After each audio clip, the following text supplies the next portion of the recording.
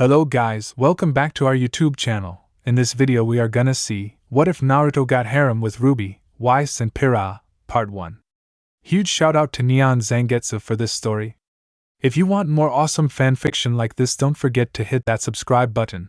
So without wasting any time, let's get into the video. Not like this. Naruto didn't want to die like this. Not here, not alone, not bleeding out under the stars. And yet here he was. Here was the price for his foolishness, for his humility. The battle was over. The war won. And his reward? A dagger in the back. Right through the heart. It was so cold tonight. He couldn't even feel his fingers anymore. Could barely breathe, with the hole in his chest, the blood filling his lungs. Kurama didn't have enough chakra left to heal him. He was exhausted, spent, just the same as he. Was this what humility won them? Blind trust had likewise blinded him to the danger right in front of them. He'd failed to see it, right to the very end. Even now he almost couldn't believe it. Shock had a funny way of dulling your thoughts. Damn it. Dying hurt. It hurt a lot. No, it was more than that. He didn't want to go. I'm sorry, kid. He could hear the bitter regret in his old friend's voice. There's nothing more I can do. Don't be. He coughed a bit of blood and reached toward the sky. Not your fault. Bloody fingers grasped for the moon they had made. I'll come back. He growled up at its pale visage. So will you. Just you wait. We'll show them. We'll show 'em all. Will we now? I'd like that. I'll see you on the other side then. Try not to die before we meet again. Not a chance. A new life. A new name. A new identity. He wouldn't make the same mistakes twice. Maybe that mindset made him arrogant. So be it. He would not falter again. Naruto Uzumaki closed his eyes and breathed his last. High above them, the moon shattered. It's a boy! And his eyes snapped open. In an instant he became of several things: a white room, an awfully bright light, and several people staring down at him. Everything was big. Far, far too big. Bigger than it should be. Just like that, Naruto understood. You must be joking. He had hoped, well, he thought he might hit the ground running, so to speak. Maybe wake up in a proper body. Not so, evidently. Let me see him.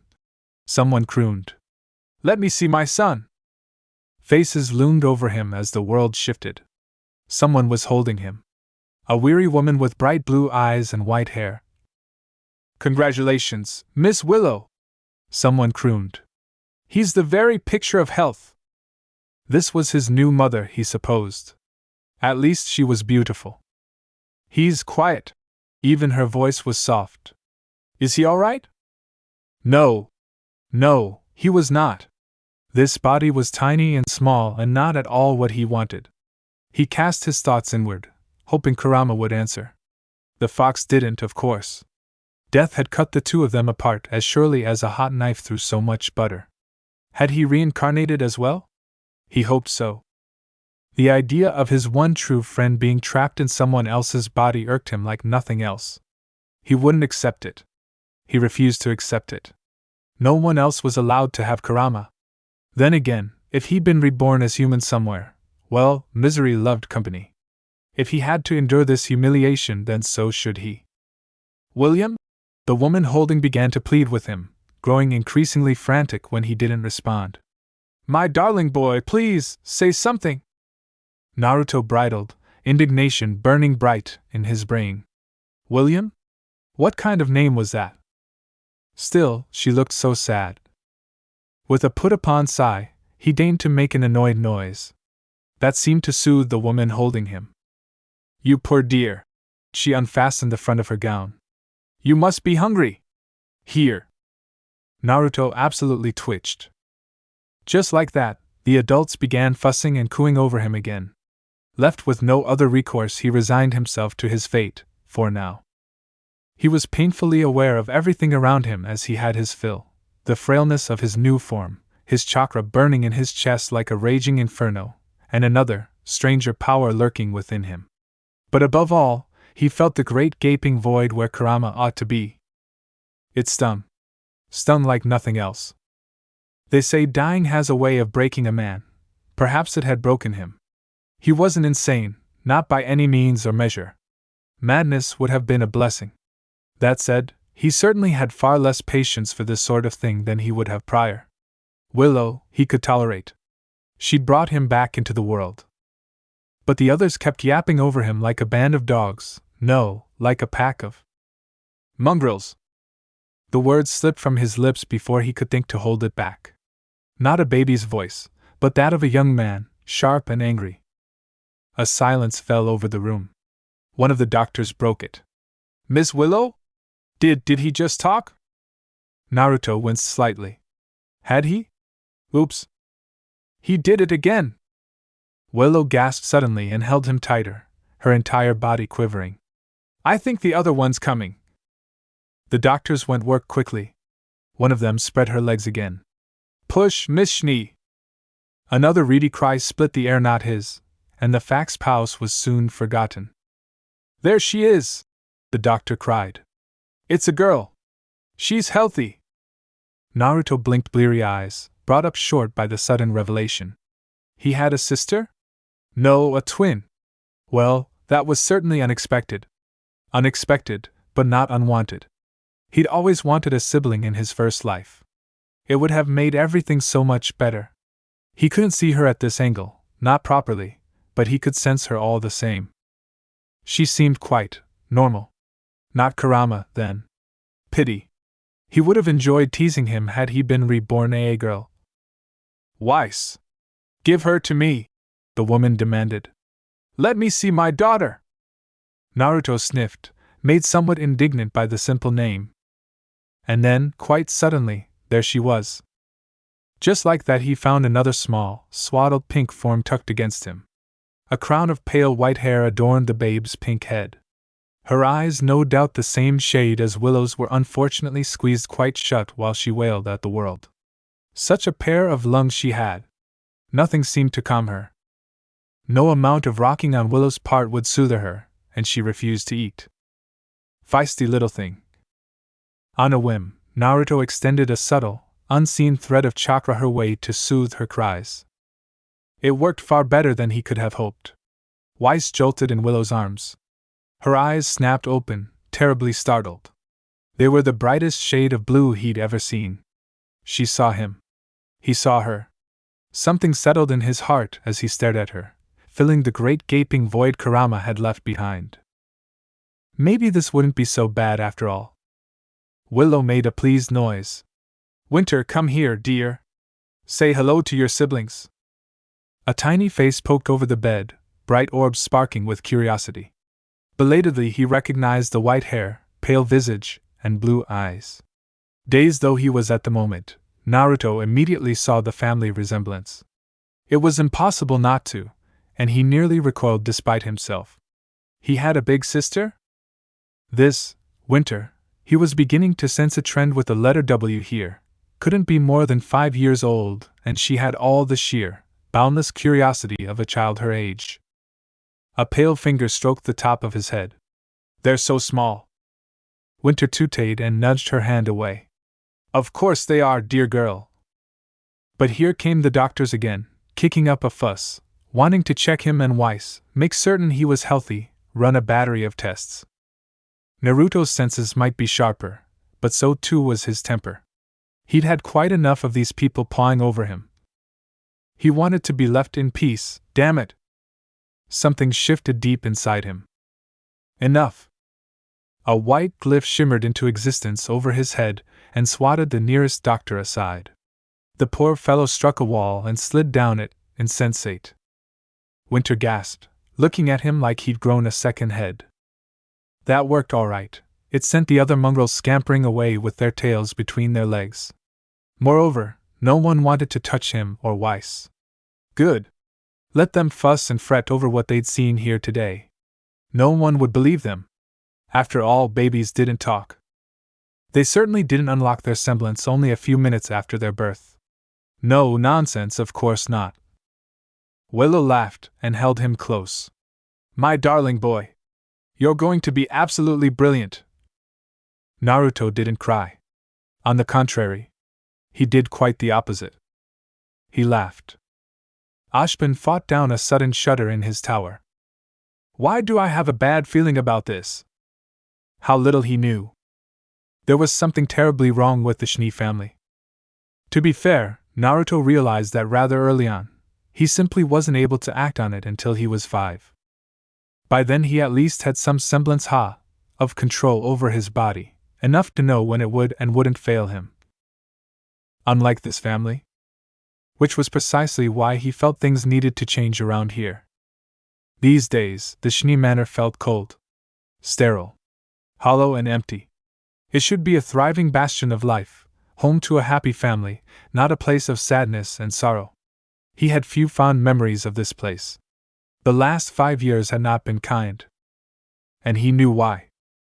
He caught sight of himself in a mirror as he walked by and shook his head. He'd become one of smartest people in Atlas, not arrogance that, but simple undisputed fact, and he saw the signs all around. He'd used these last 5 years well, learning and training where a child would be playing. He'd been 18 when he died the first time and his mind was relatively intact, so he put it to good use, learning everything he could. Death had not broken him per se, but it had hardened his heart in some ways.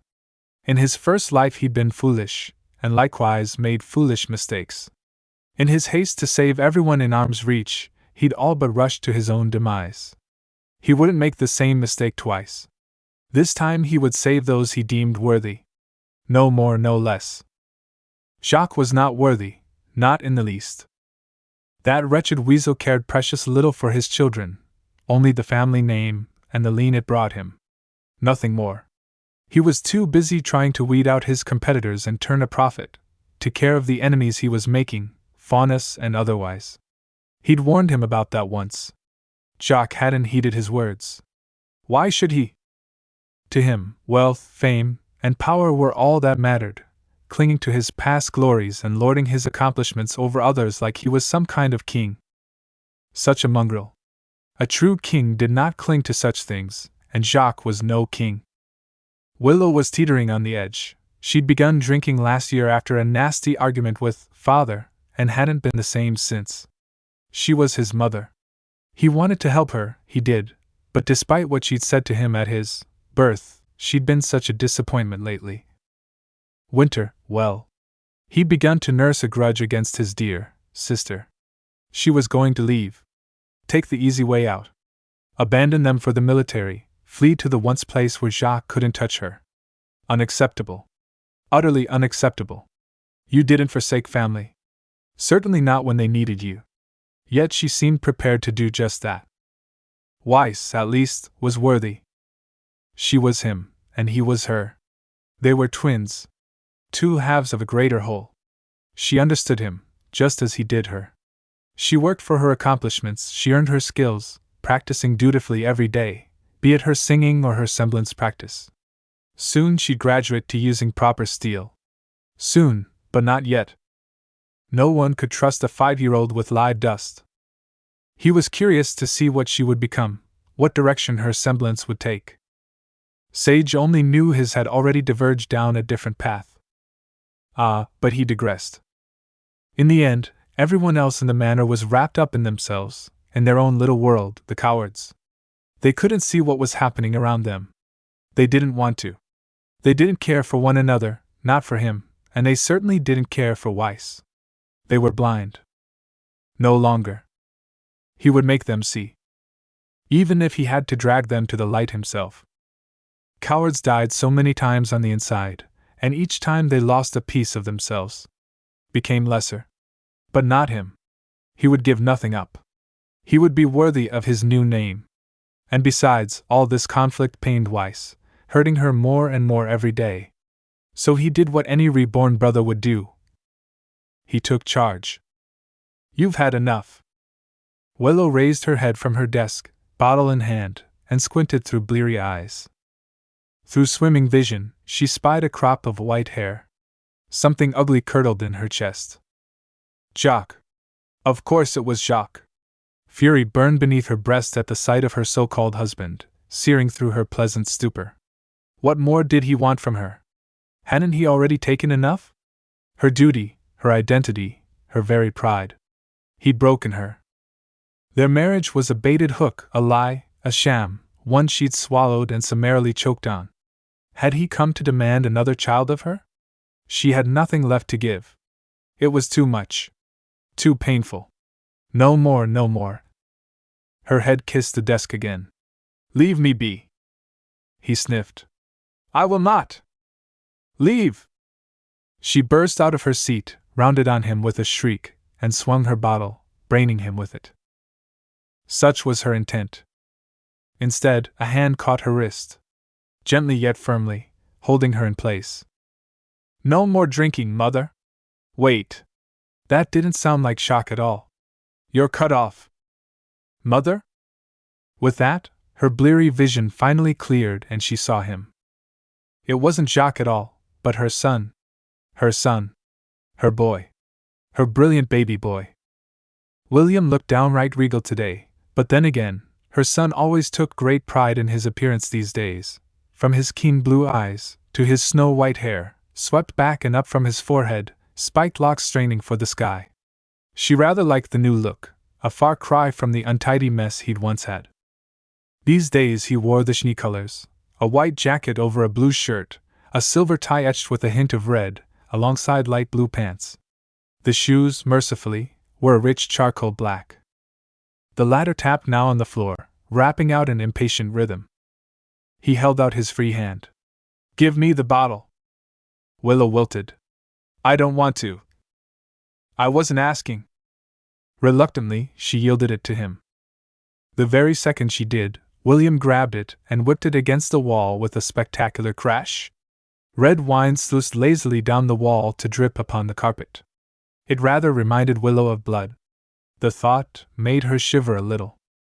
Unfortunately, her son didn't stop there. Still gripping her wrist, he dragged her behind him and stalked about the room, destroying every bottle he found. There were many. Some were already emptied. Most were not.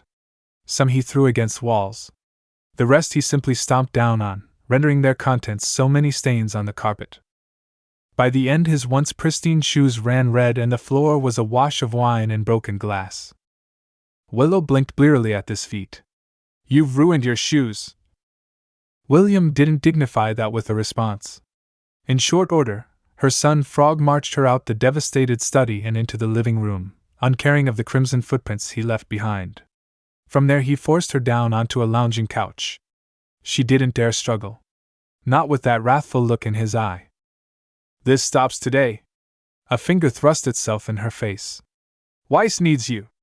I need you. Winter certainly does. But I. No buts! A horde of white glyphs briefly bloomed at his back, and she glimpsed the teeming weapons within before he mastered himself. Stop feeling sorry for yourself. We need you. If only it were that easy. You don't need me. I'm a wretched mother, I've left you all alone. A host of indescribable emotions flashed across her son's face. For a moment, she wondered if he would actually attack her. Eventually, he settled on anger again. I know you have. I'm not blaming you for that. You had your reasons. He laid a hand over hers, stroking her knuckles gently. But you can't stay like this. His fingers gripped hers. He wants you to be like this. Broken. Defeated. Miserable. She goggled at him. What do you want from me? I want you to stop drinking, her son declared sternly. I want you to be the woman you were when I was born. We want our mother back. I can't do that. Yes, he disagreed. You can. I can't, she babbled back. Your father's ruined me. Don't do it for him. Her son smacked her hand, causing her to jump. Do it for us. The best vengeance is in living well, not sinking down into this pit of misery. You're not alone. We're here for you. And who knows?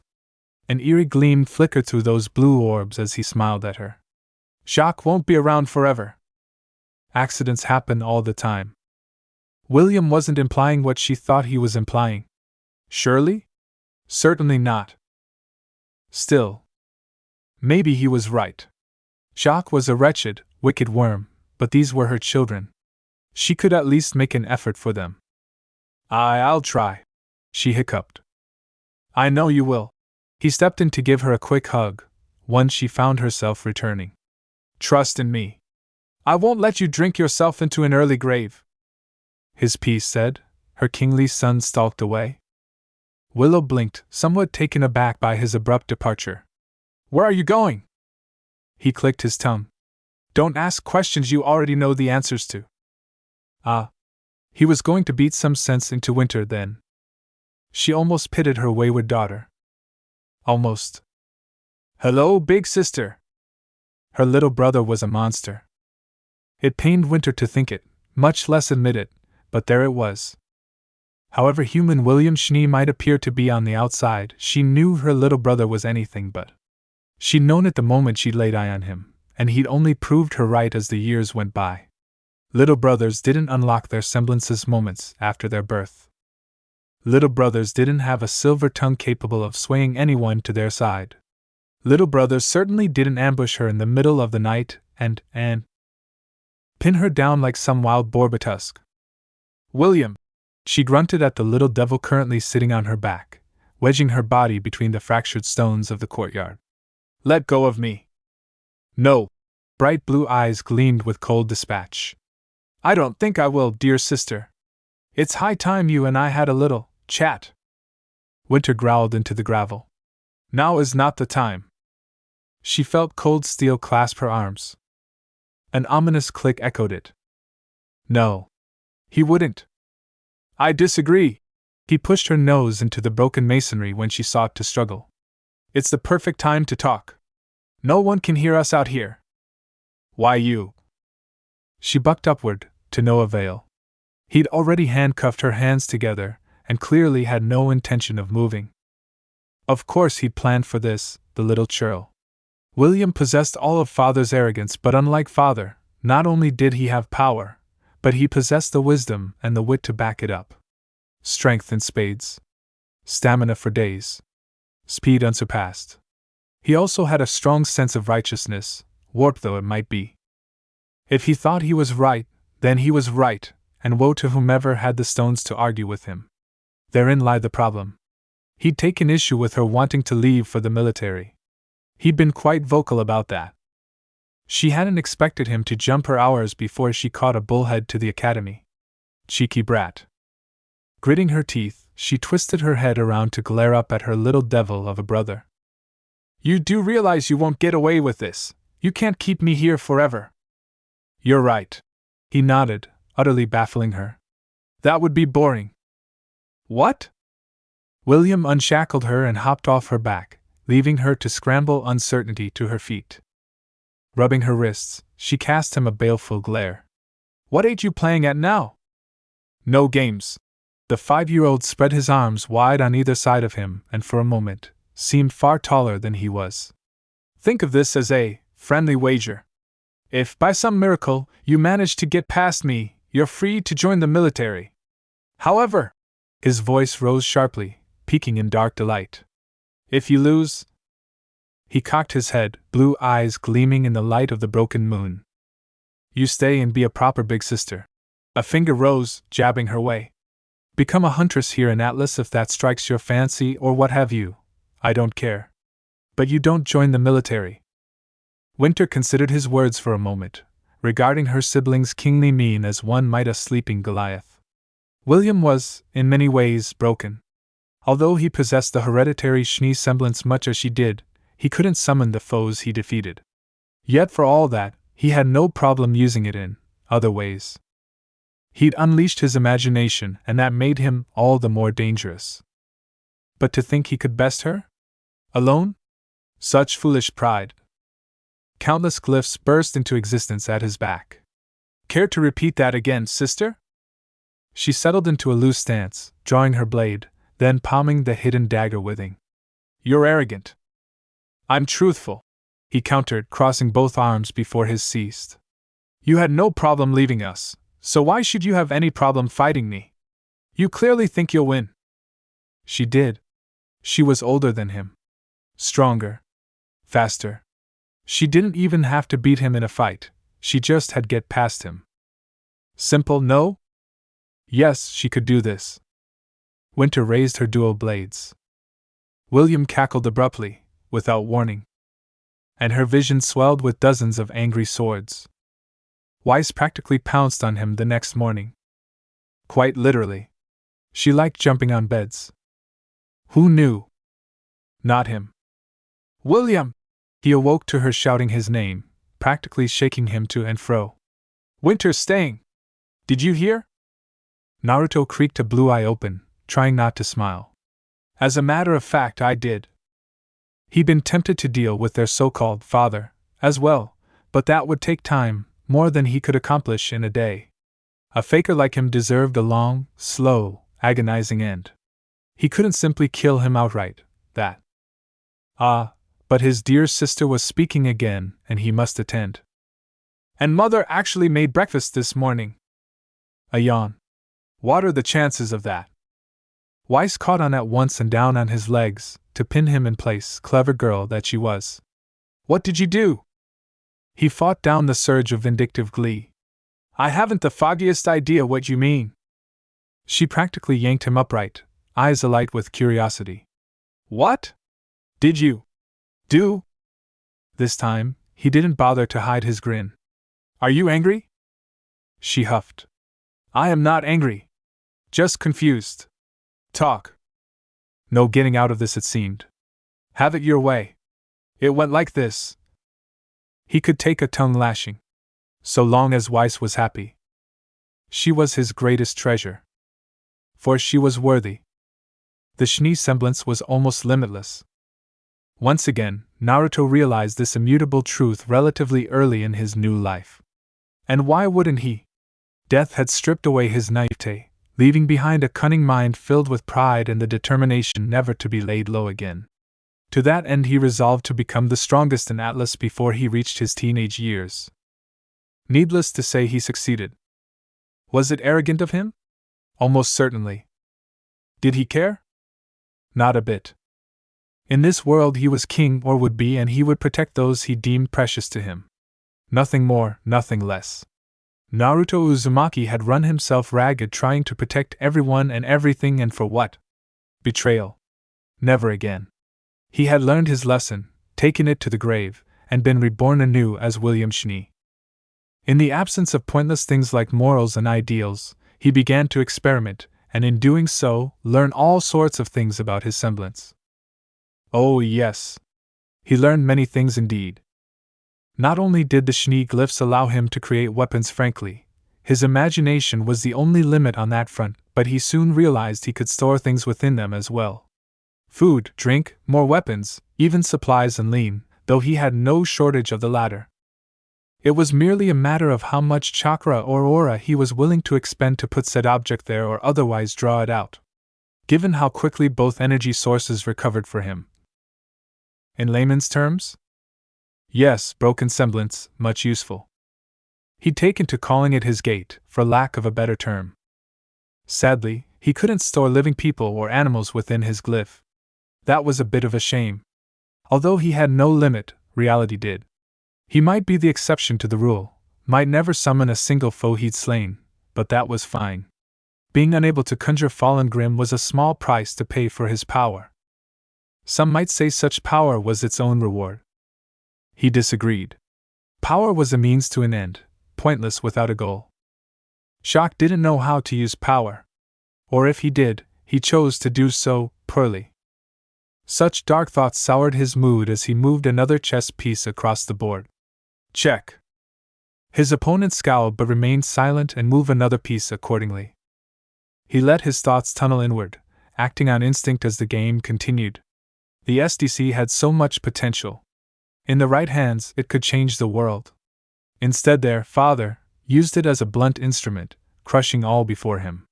Any who dared to resist him, be in the political or financial arena, were summarily ground down. Competitors? Crushed them. White Fang slandered the peaceful organization and buried them in litigation.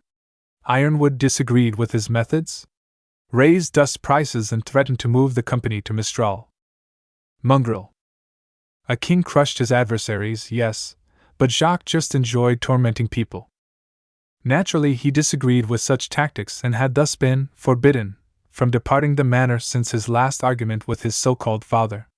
But in truth, he had little desire to leave these days. His resources were here, his contact were here, and his treasures were here. What need had he of the outside world? None as of yet. Let the world think him reclusive. He didn't care. They meant nothing to him. And speaking of dear and precious people to him, his opponent was distracted as well. He saw an opening and took it. A chess piece clicked down on the board. Checkmate. Weiss reared back in surprise, regarding the said board arrayed before her, as though it had somehow betrayed her. 7 years old and much improved for having her Winter and Willow around, she nevertheless managed an adorable scowl. How did you do that? Elementary, dear sister. When she reached for one of the pieces, he batted her hand away. No. We've been over this. Use your glyphs to move the pieces, not your hands. She glowered at him, rubbing her wrist. Why? Precious, precocious girl. Must protect. Because that would be simple. He moved his own glyphs, effortlessly rearranging the board before them as his sullen twin looked on with scowl. We are Schnee, and that makes us anything but. Besides, this will help you fine-tune your control. You'll thank me for this later. As you say. She subsided with a sigh, then looked to him again. Another game? He smiled but a little at her stubbornness. But of course, my saber. Must you use that insipid nickname, Will? His grin grew. Yes, we must. She huffed. He watched patiently as they swapped sides, letting her array her forces before his once more. Weiss was learning in her own way. Her talents simply branched in a different direction than his. Where he chose to specialize in a singular field, she opted for the Schnee fencing style, among other things. Winter had rubbed off in her in that regard. Mertensaster was a powerful tool to be sure, but at the end of the day tools broke and one could not become solely reliant upon a single weapon. She'd been forced to select a secondary, even if she'd chosen an absurd name for that longsword of hers. Weiss did so love her fairy tales about the sword in the stone. Say what you would about Pietro Polendina and his eccentricities, but the man was a marvel when it came to aura. He could do just about anything with it, even infuse weapons with the stuff. And so he handed the man millions of Schnee lean discreetly funneled, of course. Wouldn't do to kick up a fuss to make Weiss a weapon without Pyrrha sword of radiant light and death, a tool of such unrivaled destruction that the world hadn't seen since the days of old. He'd never forget the look on Pietro's face when he handed him that lean. Thank you, 1,000 thank yous. I'll never forget this, I swear. With this, I can truly make my penny one of a kind. Why, I can even give her those leg thrusters I was thinking about. Pietro's penny project would benefit from their generous donations tenfold, and one day, years from now, he would create a truly sensational girl. He had said something about making him and Weiss honorary siblings to this penny of his. Amusing. He'd have to see where that project went in the future. But that was another story. A little more lean greased Pietro's palms and soon enough he went to work a weapon of his own as well, even better than hers, a terror that would have made Kurama proud. It was sitting in his gate even now, ready for the day when he deigned to use it against a mighty foe. And through an act of simple greed, he changed the world. But that, too, was another story. Hence, Weiss had become his little saber, much to her chagrin. Despite her gripes, she did him proud. His twin, she would be a fine warrior some day. She just needed a bit of encouragement, and a supportive shoulder to lean on every now and again. He'd give her whatever she needed. Belatedly, he noticed Weiss was still fiddling with her chess pieces. You're taking your time, sister. Would you rather we spar? No. The panic in her eyes both delighted and annoyed him in equal measure. That's quite all right. You'll never improve if you don't fight, Weiss. She sniffed, no doubt perceiving it as a light. I can fight. You can't. He granted her a grave nod. In a controlled environment. She lifted her chin. I killed that Armagigas just the other day. I was even able to summon it afterward. A fact he was inordinately proud of it, given they were only children, but he wasn't about to tell her that. Once again, you did that under supervision. Weiss made angry Weiss noises and bolted to her feet as her temper finally got the better of her. Fine. Let's fight. Right here, right now. Naruto stood slowly, taking his sweet time. Ho? His smile made her nervous, he could tell. Feeling brave? Some of the courage flickered from her eyes. Why, yes. Really, she was just too adorable sometimes. Ha! Naruto closed his eyes, threw his head back and cackled at the ceiling. For once his mirth wasn't feigned. Very well! I'll gladly trample you and make you stronger. She could be so proud, so defiant, so fierce, but also fragile, not just in body, but in spirit. They'd have to work on that. One day she would encounter something she would have to face alone. When that day came, would she be ready? He must make sure of it. Who knew when their paths might diverge? He'd happily help her, but he wouldn't always be here to hold her hand. He had the idea of commissioning armor, but that seemed pointless until they left for Beacon. Something to consider at the very last. In the foyer, then? She smiled a little. Father won't like that. Good. Anything that irked Jacques was his cup of tea. He strode forward and she hastened after him. A thought occurred to him as they made for the entrance. Don't use your secondary sword. Weiss glanced at him out the corner of her eye in return. So long as you're promised not to use that thing. Naruto laughed again despite himself. It might be entertaining to use that here, but doing so would likely level the mansion and half of Atlas besides. That would hardly be sporting now, would it? He could use another, less powerful relic, he supposed, but which one? He made a habit of collecting and creating all sorts of weapons within his semblance. Which to use? Weiss pushed a door open ahead of them and belatedly, he realized they'd arrived. The foyer was much as he remembered, a grand wide open space leading up into a winding staircase. Plenty of room to range about here, with not a soul to hear. A grand statue of an Armagigas watched over them near the stairwell, much like the one Weiss had slain. He granted it a wry grin and walked by, having a feeling she'd summon her new toy the moment their bout started. She stomped past him, heels clicking across the marble floor.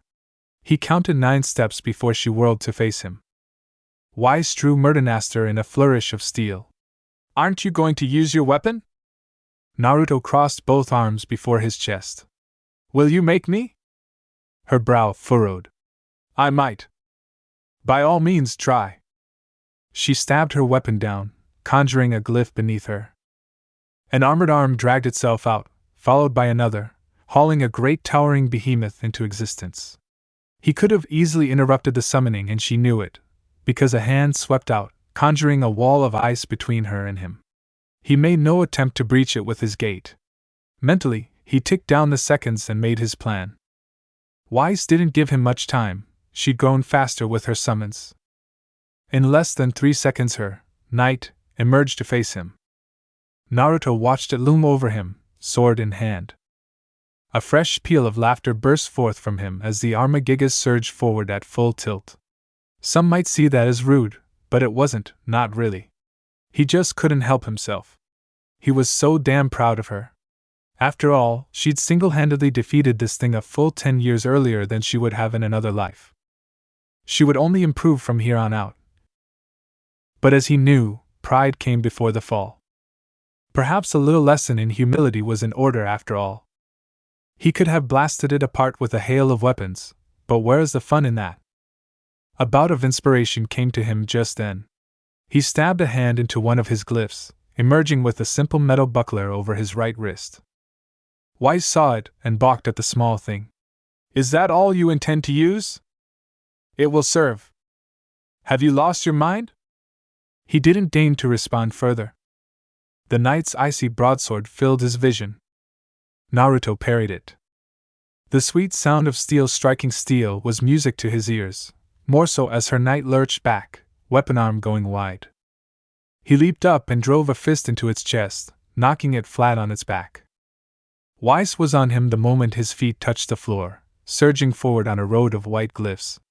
Fast, but not fast enough. He parried her as well and swept her legs for good measure, sending her sprawling head over heels. She was quick to right herself on one knee. He watched Murdermaster flick his way, and felt the gravity glyph ripple into existence beneath his feet. He looked down and quirked a pale brow. You do realize I can attack you without moving, right? I know. Her smile was smug. That was just meant to distract you. Her loyal Armagigas rushed him again while he was distracted. Portals met it, glyphs blooming from the ether. Its sword swung down for his head, intent on shattering his aura, only to find its limbs snared in lengths of frozen chain. Ah, the good old Uzumaki bloodline came in clutch once more. Or perhaps that was a leftover blessing from Kushina Mom, meant to protect him in this strange second life. He didn't know, and frankly, he didn't care. The chain were his last line of defense, and nigh unbreakable by even the mightiest of foes. And mighty or not, the knight wasn't getting through that. Its sword hung only inches from the back of its head. Naruto glanced backward at it with a smile. So very close. It strained against him, to no avail. For all its strength, it couldn't get through. Weiss clawed her way back to her feet with a hiss. You said you'd only use the buckler. I said it would serve, for now. He wagged a finger at it. And I made no promises for your champion. He thought about drawing another weapon to use against the restrained knight, then thought better of it. Sometimes the classics were the best. He raised a hand, fingers clenching into a cruel claw. Chakra ignited within, burning in a cold blue sphere. Curious. His semblance affected even his chakra. This Rasengan was cold. No matter. With a laugh he smashed the jutsu right into the knight's chest. Kushina's chains retracted swiftly and momentum did the rest. Back it went, smashing into a wall, where it dissolved into motes of icy dust, dust that fogged the air. Weiss lunged through them, Murdermaster thrusting for his face. That a girl? He turned aside with a wild grin and let it rake a harmless line against his cheek. Aura sparked furiously. Her eyes widened. And he brought his knee up. Weiss folded in half with a pained gasp as he struck her in the gut. Breath burst from her lungs and Murdermaster went flying out, her grasp to skitter across the floor. For a moment, he felt a flash of pity. Two children wailing on one another. To an outsider this would have looked vicious. Without aura it might have been dangerous. It still was, in a sense. That didn't stop her. She rushed him unarmed and hands swung back, brandishing a glyph each hand. He allowed it. She swung them in at his head, and he realized a heartbeat too late what she intended. The glyphs struck not his face, but each other, and imploded. With a keening roar, the world went white. Clever girl. Closing his eyes to center himself, he took a short step back to avoid the follow-up punch that followed, then swayed left, left, and finally right again, evading her with ease. A frustrated growl reached his ears. Ha! Such a silly saber his Weiss was. Blinding him was a new tactic, a clever one even, further proof of her willingness to adapt. But it wasn't enough. She'd always been better with the sword than she had her fists. He suspected she wanted to give him a smack only to prove him wrong. Through ringing ears he heard her heels click across the floor as she abandoned her assault and dove for Murdermaster. Silence followed. His grin grew to shit-eating proportions. Oh? Had she realized the noise she was making and cast her shoes aside? How unadlike. Jacques would have a fit. He loved it. An all too familiar noise reached his ears. She'd resummoned her Armagigas again. Since when could she do that? No, focus. It was blitzing him even now.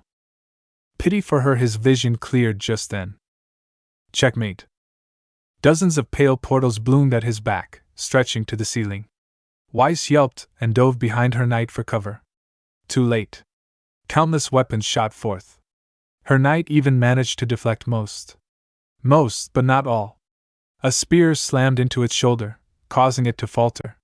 A sword caved in its chest. A whistling axe disarmed it, a hammer ruined its look, and that was it. Her summons faltered beneath the barrage and fell to a knee. So too did she. He felt the moment her aura took a nosedive. Okay, okay, Weiss cried. I give. You win. He let the barrage taper off with a smile. What have we learned? Overwrought, the Armagigas dissolved for the last time, leaving his weapons to crash to the floor. Wasted and gasping for air, Weiss glanced at the fading armaments. To not rely on my summons overmuch? And? To improve my other skills. Precisely. He offered her his hand. She took it. Your semblance is absolutely broken, you know that? In that instant he glimpsed Winter and Willow watching from the balcony. He grinned their way, let them see how powerful they were. Ha! Let them tremble.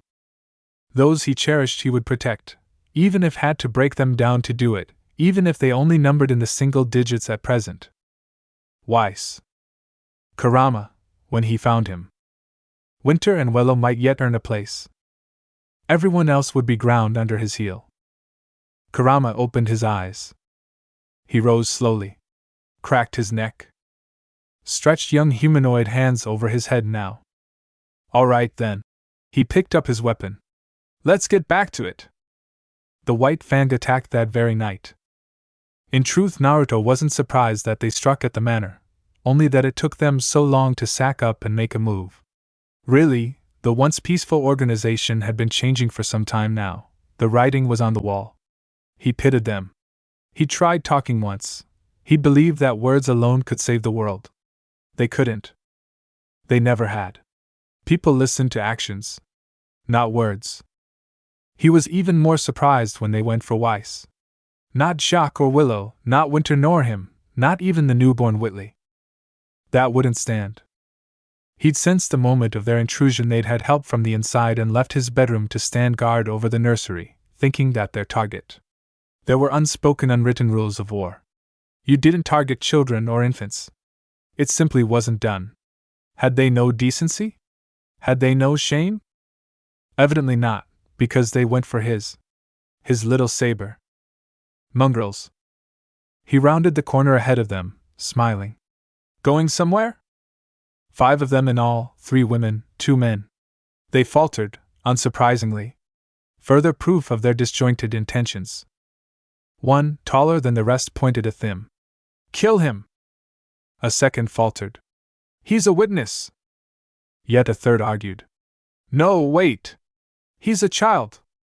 The fourth had an unconscious Weiss slung over his shoulder. We should run!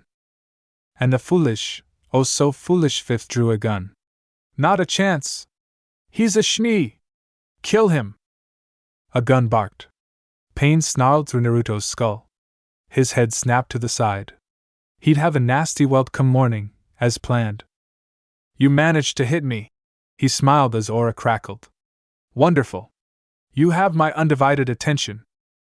Countless white portals bloomed behind him, teeming with steely death. I hope it's everything you wanted.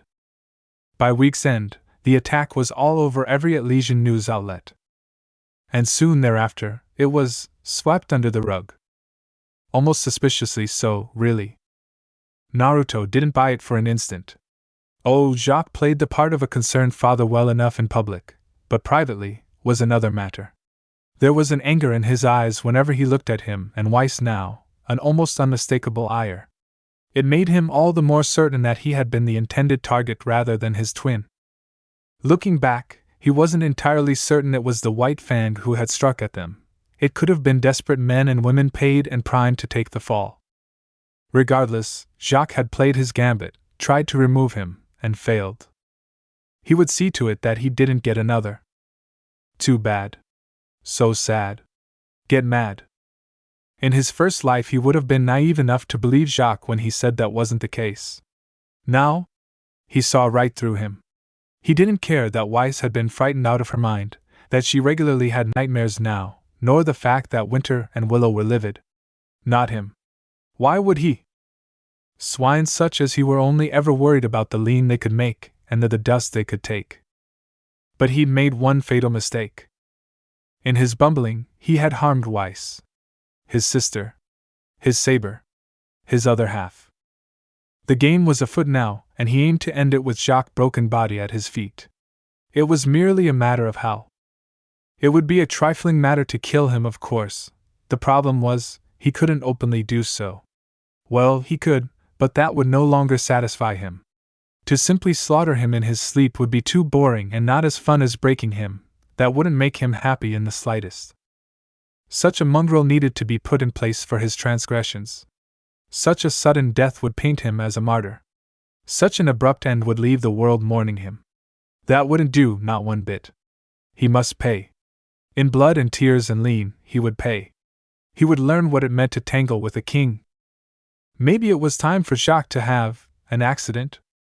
But not a lethal one. Not yet. He needed to humble Jacques before he felled him, put the sniveling pig in his proper place before he executed the mad dog properly. Yet how to go about it? Perhaps he could use that. No, that wouldn't do. It wouldn't do at all. Unleashing that was a surefire way to wipe Atlas off the map, and while the thought did amuse some small morbid part of him, he wasn't too keen on erasing an entire continent from the planet per se. And he didn't want to destroy the city in which his family resided. He truly needed to only excise the rot within, remove the cancer at the source, burn it out and cleanse what need not belong. Considering the matter further, he tilted his head, turning the thought over in his mind's eye. He needed to create something more versatile, a surefire weapon guaranteed to find its target with little in the way of collateral damage and, oh, now there was a thought. He'd heard tell of a rather fascinating spear in the past. A legendary lance once wielded by a god slayer, and then passed on to a student whom was also the son of a god before she seemingly vanished. And thus an idea was born, a most brilliant scheme indeed. Why stop there? A true king must be versatile, able to evolve and adapt to an ever-changing battlefield, be it politics, warfare or otherwise. If he couldn't kill Jacques outright, well, there were other ways to break despondent and utter filth like him. You've got a scheming look about you today, William. Naruto smiled, but didn't open his eyes, nor did he move from where he knelt on the floor. Mediation was key for a king, the better to keep his thoughts in order at any given time.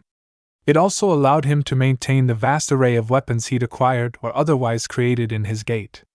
Even now he was in the process of adding another. Ahem. Weiss burned in his mind's eye like a beacon, and her sword with her. A snort filled the air shortly followed by his voice.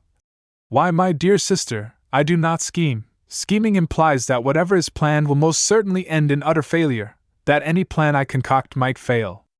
I do not have need of a scheme. I fully prepare and then execute properly laid out plans. There is a difference. She shivered a little but rallied. Good. She wouldn't be wise if she let others cow her. He himself had no desire to do so. It was her proud independent spirit he so savored. He heard her huff. That still doesn't explain why you're smiling again. His grin grew. You'll have to wait and see.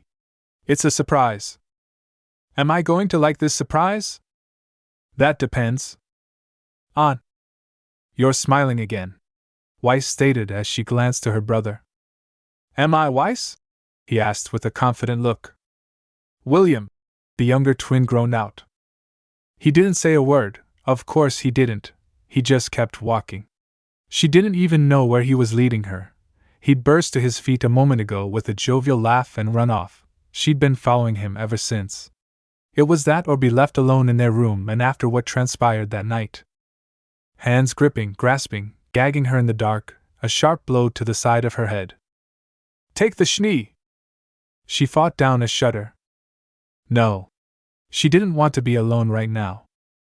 That said, her twin was up to something and she wasn't at all sure she liked it. I just needed to have a word with our beloved Winter, he stated simply. There was nothing arrogant or cocky, just honesty, and somehow that worried her all the more. There are things we need to discuss. Weiss contemplated saving her sister from the storm that was approaching. Then she recalled what she nearly suffered and swiftly thought better of it. William remained implacable as ever, giving no hint of intentions, no matter how much she might wish to know them. Why confront? Surely she hadn't had a part in her attempted kidnapping. She couldn't have. Things were good between them, they'd been better. She never countenanced such a thing. Would she? They found Winter in her quarters, inspecting her kit. Or rather, her disassembled weapons sprawled out over her desk. She'd taken to improving it lately, elongating her blade and replacing its once simple interior with a great many gears and motors to make a rather menacing mecha shift. Surely that wasn't dangerous. Clearly she wasn't exactly doing anything suspicious, but that was for the best, hopefully. "Sister!" William called out jovially, causing her back to stiffen. "Might we have a moment of your time?" Winter turned in her chair to regard him warily, which was strange, because she'd never truly seen the two of them fight before, but the way she was acting now it was almost as if they already had, and no, and no again. Surely William couldn't be that strong. Smarter perhaps, but not. "Little brother." She looked like she'd sucked on a lemon. "To what do I owe the pleasure?" William merely tilted his head and eyed her disassembled weapon. "A good choice. You're skilled with a bow, I trust?" Winter went whiter than her namesake, tried to cover her disassembled weapon, then slumped in defeat. "How did you?" "A king is many things, but not foolish. Still, I'm not blind to your plight. Here." He conjured a glyph, stabbed a hand into it, then withdrew long spool of silver wire and what looked like a long compressed drill of some sort besides. "You'll be needing these if you want to make yourself a calibalb of your own." She accepted it from him warily. "Is this going to explode?" A chuckle. "Only if you try to shoot Jacques with it." Their elder sister sputtered. "Why would I?" "Because death is a mercy he doesn't deserve." For a moment her brother's ice blue eyes almost seemed to glow. "His punishment must be more severe. After all, he tried to take Weiss away from us. Surely you're not on his side, are you?" Winter went very still. "I had nothing to do with that fiasco." "I know you didn't. If you did, we wouldn't be having this conversation, and you'd be dead." Her face closed down. "William, no. Don't do anything reckless." "Reckless?" He blinked once, then granted her a lazy smile. "Whatever do you mean? There's no kill quite like overkill." Winter sent a pleading look Weiss' way. All she received was a shrug. "Do I want to know what you're planning?" "Probably not. Plausible deniability and all that." "Then I shan't ask." "Excellent." He patted her knee, drawing a scowl from her. "Best of luck with your ambush next month." Winter made angry winter noises as they walked away. Weiss looked his way. "What was that about?" "Merely making sure she's chosen the right path." He hid a smile behind high hand. "I expect she'll try to snipe me with that one of these days." Weiss whipped around with a yelp, nearly smacking him with her ponytail. "William?" "I said try, sister." He winked her way. "Not that she would succeed. Don't worry, Weiss." He patted her head with a wry smile. "I won't die. After all, you're my treasure, my beloved and amazingly beautiful saber. I'll be sure to grant your every heart's desire." She dithered for a moment, considering his seemed as good a time to bring that topic up as any. "Even if I wanted to get away from father?" She grumbled. Was William always so handsome? Surely not. Even then. Nope, change of plans. Abort. Abort. Abort. Mayday. Mayday. DEFCON 4. Red alert. Red alert. Naughty thoughts inbound. Ahem. Oh. Well, that was encouraging. Might as well push the envelope while she could. "And if I wanted to leave the manor?" she questioned. "Certainly." He nodded proudly, approving of her choices to forge her own path in life. She dared to push further. "And hypothetically, if that meant leaving Atlas someday as well?" "But of course." "Even if I wanted to attend Beacon?" she asked him nervously, only to stop when he turned to her. "Weiss." He took her by the chin and pressed his forehead to hers. "How many times do I have to say yes?" he asked in response. "Can we go somewhere?" she asked him. "Please?" He gave her a bemused look. "What did you have in mind?" "Anywhere but here." "Not now." She couldn't bear to be in the mansion right now. Her eyes sparkled, giving her twin the faintest sense of foreboding. "Well, now that you mention it. Killing Grim in the snow?" This is your idea of fun? I'm stressed, alright? I need this. Such a needy sister I have. Naruto heaved a bemused sigh, sidestepped a sabre's lunge and casually carved it in half as it tumbled past. It hadn't even begun to dissolve before another took its place. He mowed that one down in a storm of blades and pivoted to catch a third with a glyph before it could bite down on him. There was no time to think or banter here. Only fight. Only the brutal release of the slaughter. Truth be told, it was a fine way to vent one's stress. He cut sabres down in droves, grinning all the while as Weiss danced past him, poetry in motion, a graceful white wraith weaving between shades of black, dealing death wherever she moved. Doubtless she'd add many more grim to the ranks of her semblance today. Sneaking out of Atlas hadn't been hard. If anything, it was too easy. He could move quite quickly when he wanted to. Finding a decently sized grim pack that was actually large enough to be a challenge? That had proven another matter entirely. They'd had to range far from the city to find one, and now they had all they'd bargained for and more. A giant Goliath lumbered their way, drawn by the commotion, a massive beast dwarfing even her Armagiga's summon. Oh! Weiss reached for her secondary sword, grasping its golden hilt. I call dibs! X. Not a chance in the heavens or hells. Allow me, he hummed happily. Grinning, he reached upward. And heaven answered. Let there be light. Aha! A continent away, a reborn fox sensed it. He threw back his head and belted out a laugh. Kurama opened his eyes and looked toward the skies. There you are. Distracted as he was, he didn't see the shadow approaching his flank until it was much too late. Weiss balked. Standing gingerly, she dusted herself down, wiping snow from her skirt. She, at least, was able to do so. Nothing remained of that grim he'd carved through, only a cackling crimson crater. William lowered his arm, still holding that awful weapon in his hand, and laughed, threw back his head and cackled to the very heavens. Are you not entertained? Worthless beast! Kurama grunted in annoyance, as a blow rocked his head to the side. Weak. Momentum may move him, but he didn't feel pain. It had to be said, aura truly was a wonderful thing.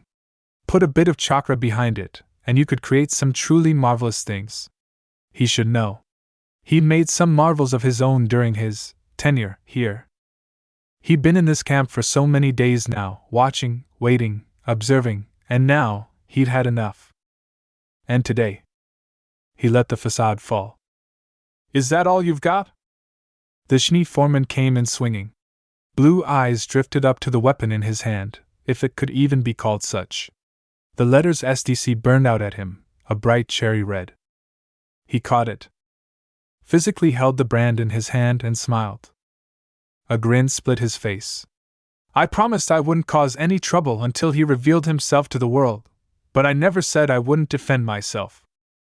The large man strained against him, eyes bulging, muscles heaving with all their might, to no avail. He found himself overpowered by a boy not even half his age, a wry, scrawny little thing who looked like he hadn't had a good meal in weeks. He drank in their anger and fury and spite, and laughed at them. Stings, doesn't it? He twisted the man's arm, producing a horrific crack that made the entire camp wince. Having all the power in the world, only to have it taken away, he stated softly. You think you hold all the power when in truth you hold none. I once knew a man who shattered planets in boredom just for shits and giggles. This is pathetic even by my standards. His fingers flicked out, and the foreman's arm fell to the ground with a wet splat. The foreman dropped to his knees, clutching the severed stump of his elbow with a shriek. He snatched up the man's brand before it could strike the floor, whirled, and slammed it into his backside. A shrill scream was his reward, an awful grating sound on his sensitive ears. But it was well worth it to bring the man low. So he branded him again. Right in the forehead. Because you see, he understood. He'd been the same once. A mindless mass of hate. All humans weren't to blame. Painting everyone with a broad brush stroke helped no one, it only made things worse. It was people like this who mused be punished. Those who delighted in harming others. There was a fine line between justice and cruelty. Justice was standing up for others who were incapable of defending themselves and needed to be helped when those who sought to profit off the suffering of those whom they disliked or hated.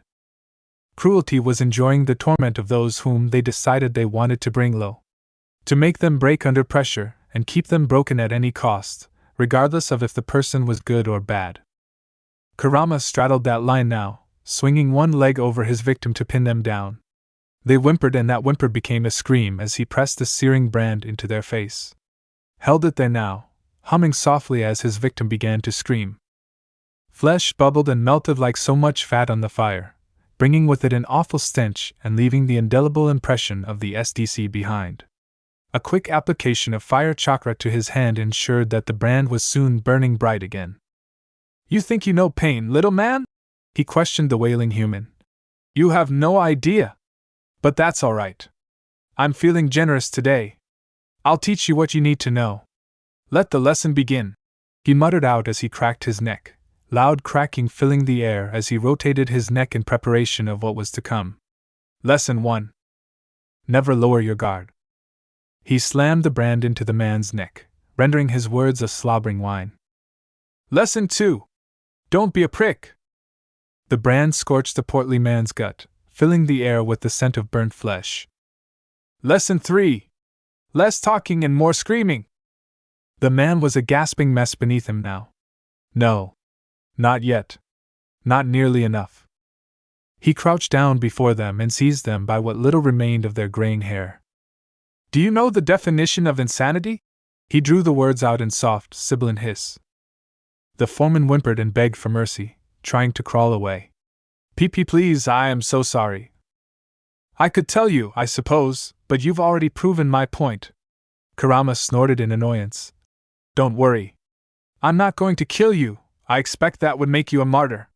No, I'm just going to teach you a lesson. He branded them afresh, reveling in the sizzle of flesh that followed. Why are you doing this? I'm human. This will bring all sorts of problems down on the faunus, the man blubbered. You'll see. You're right. It could bring problems to the faunus, he tooted softly. However, you are wrong in one assumption. You're not a man. You're a pig. And where do pigs usually go when they have no use in this world? That's right, the slaughterhouse. Now then. He leaned in, teeth gone sharp, eyes blazing red. 5 words followed, making his prey quiver. Let me hear you squeal.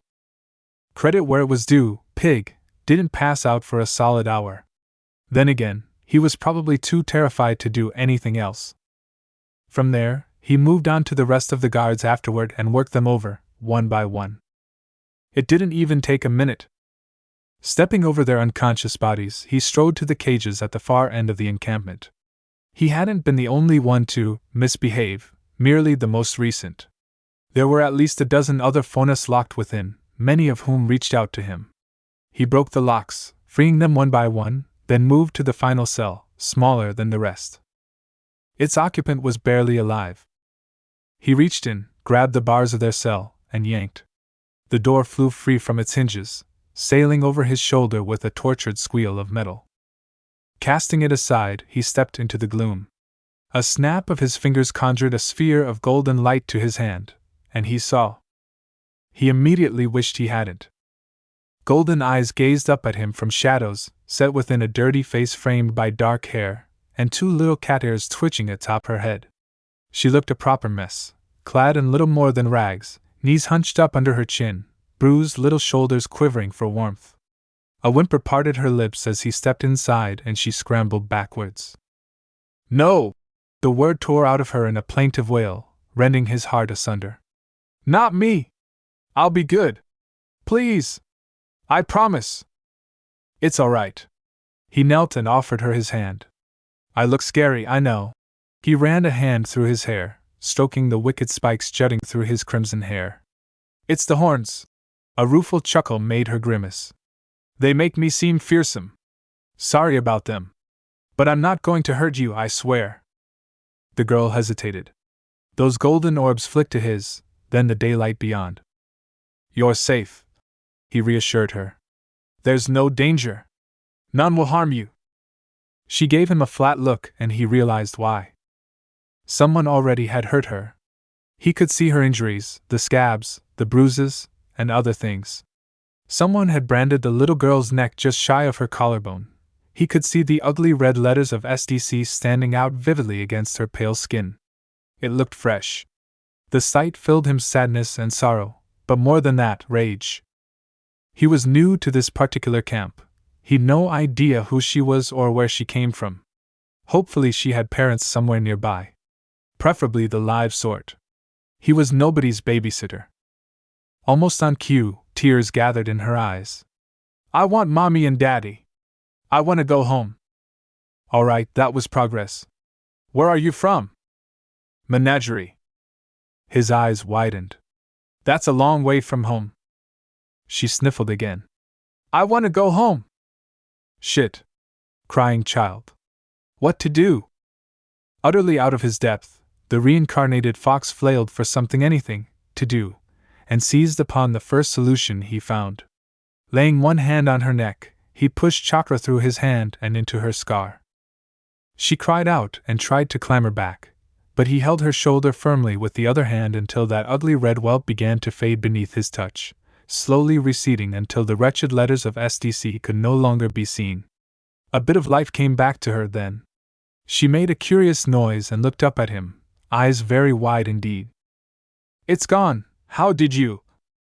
Magic. He lied through his teeth, not knowing that those very words would come back to bite him later. Do you have any more of? Judging by the way the little girl winced, he expected there were other brands across her back and shoulders. More healing followed, the gentle glow of golden light swelling within the cage. Only once he was finished did he speak. What's your name? Blake. She hiccuped a little, too weak to stand. Did you beat the bad people? Poor choice of words. A rueful chuckle lifted his lips. Oh, yes. Beat, branded, and broken. I certainly did. How? She squinted up at him, emboldened by his deeds, but still nervous. You're not much bigger than me. Magic, he said again, unwilling to explain what he'd done or how. But you don't have a weapon. Magic. That still doesn't. So full of questions, this one. I'm Adam. He offered his hand again, quickly now, before she could pester him again. Come with me if you want to live. To her great credit, little Blake Belladonna didn't hesitate for an instant. Tiny fingers curled around his, squeezing for dear life. He pulled her up and she latched onto him. And a bond was formed. Nothing was impossible for a Shnee. Bit of a strange saying, that, but Naruto felt it held true, all the same. Wealth, fame, power. As William Shnee, all was within his grasp. He had but to speak and his will would be obeyed 9 times out of 10, such was the weight of the Shnee family name. On the off chance that it wasn't, he could and often did resort to more brutish methods in achieving his goals. It was for the good of the world, of course. Had he grown arrogant? Perhaps. But was it not the duty of a king to lead his people? Was it not their duty to build their lives up from the squalor, to lead them to a land filled with milk and honey? To be the shepherd they could flock to and not have to worry about the minor things that the world threw down before them? Likewise, did not the strong have a duty to shelter the weak and guide them down the path to power? Was that hypocritical of him? Maybe. An outsider would doubtlessly think so. Sometimes in those rare, fleeting moments before the dawn, he wondered if he'd gone insane. He hadn't been like this in his first life, you know? But where had being himself gotten him? Dying in the dirt, betrayed by the world, the people he loved, the one person he thought he could trust. No. Such thoughts were intrusive, painfully so, and he brushed them aside. Naruto Uzumaki hadn't truly given it his all before the end. As such, he died with regret. William Shnee would not make the same mistake, wouldn't ever remake such a mistake. He would be prepared. He would not be taken unawares. Best to focus on the present for the time being, and what a present it was. Weiss was coming along quite nicely as expected of his precious saber, as were Winter and Willow.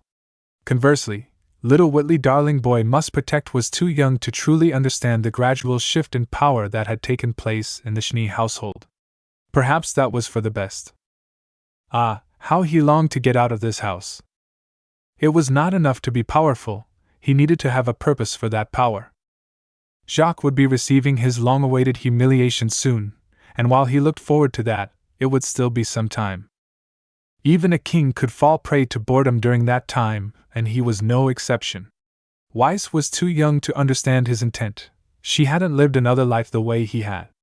Nor could he reasonably expect Winter and Willow, who while older, wouldn't understand his woes. Beacon would prove an excellent distraction in the coming years, but it was still so far away. And then he hit upon an idea. It was as bizarre as it was brilliant. Well, he had thought it after all, so why wouldn't it be? But only the best ones truly were. And besides, it wasn't as if anyone could stop him. Who cared if it was the middle of the day? He was feeling restless, no beyond that, he needed to move. So he did. A quick call on his scroll put Pietro on the line. An equally brisk discussion followed. And then, he went for a walk. They're out of control. Willow ignored Jacques as he ranted and raved before her. He paced to and fro like a caged grim, growling under his breath all the while.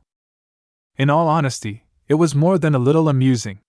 Why, it made her think of a fat white rat cornered by a pack of cats. Now there was a pleasant thought. His shadow looked small and pitiful before the hearth, an ugly, twisted thing, on the verge of being consumed by the roaring flames. Another amusing idea. No, more than amusing, perhaps. Temptation sank its claws into her. Jacques was not trained. He didn't have a semblance, nor aura for that matter. All it would take was a simple push, and she could be well and truly rid of him. Do it. Her right hand twitched, conjuring a tiny glyph. Push him in. She stood slowly. Avenge the stain against your honor. Her eyes flashed. But if she killed him here and now, she knew how it would look to the authorities. Jacques would almost certainly die, but she would be the sole suspect. She would surely be arrested, and then where would her precious children be? Lost and alone without her. Well, William would probably be all right. He'd always been such a bold, brave boy, but Weiss, Winter, and little Whitley. I gave that boy everything.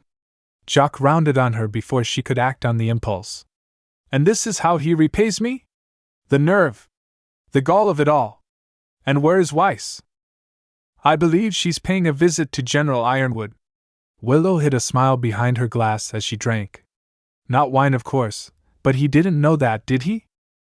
She hadn't had a proper drink in years, now. Jacques made a strangled noise, reclaiming her attention once more. That girl. This is all your fault. You should have disciplined her better. And perhaps you. She set her glass down with a resounding clink. Should have been a better father. His face turned an amusing shade of puce. You dare insult me, woman? His hand cracked out toward her face in a backhanded slap. It never made contact. Willow neatly snared his wrist with a glyph, entrapping his arm. He lashed out at her with his other hand, of course, to which she caught that as well. She'd enjoyed watching him squirm. But when he tried to turn that anger on her, she would not allow it. That said, my, how lovely! Now her husband had two perfect matching ice shackles, one to each wrist. His expression was truly one to behold. Willow would remember it until her dying day. That look of utter shock, the disbelief, the realization that the legacy of abuse her so-called husband had built his life upon was now so much ash in the wind, a castle of sand. No matter how hard he struggled, all was for naught. What are you doing? Release me at once, you Bythyurg? His words warped into a tortured wail as she used her glyphs to wrench both arms behind his back.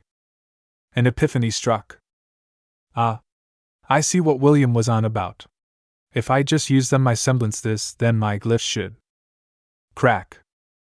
Jacques recoiled with a yowl, broken slumping at his sides. Oh dear. Bones weren't meant to bend that way. Perhaps he should seek medical attention. Jacques, dear. Her eyes met his. The next time you touch me will be the last time you have hands. She growled at him. She was sick and utterly tired of him, and his desire to make himself the center of attention when he was no more than a sniveling pig.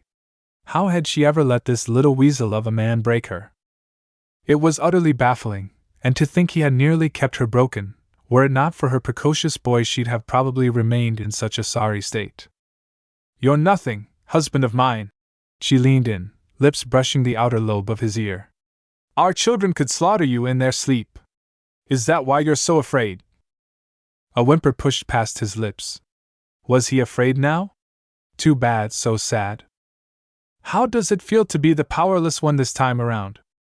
She stalked out, laughter lingering, hips swinging. Jacques crumpled to his knees with a wail. The streets of Atlas were cold as ever. Good. All this cold air cleared his head, if not necessarily his temper. Pietro insisted Penny was coming along nicely, but at the end of the day, he really didn't have much to show for his efforts just yet. Which was something of a shame, really, given how much money he'd invested into the project. He was quite curious to face someone who could surpass human limits and leap into the realm of the gods. Might he finally have a worthy foe at last? Well, probably not, but it might be amusing to see what she would be like once her body and voice box were ready. Surely all that chakra and aura he'd given would be good for something.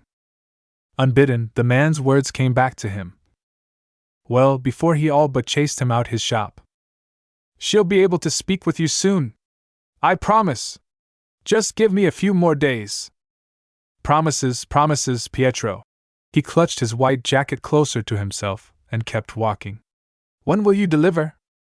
He'd done wonderful work with Weiss and his weapons. Hers had the potential to level cities while his could destroy entire continents, maybe even the world if he wasn't careful. Ah, but Pietro Polendino wasn't just making a weapon now, was he? No, a daughter. Maybe that was why he didn't want to take any shortcuts. After all, Penny might not share his flesh and blood, but she'd been created from his very soul. There could be no closer bond.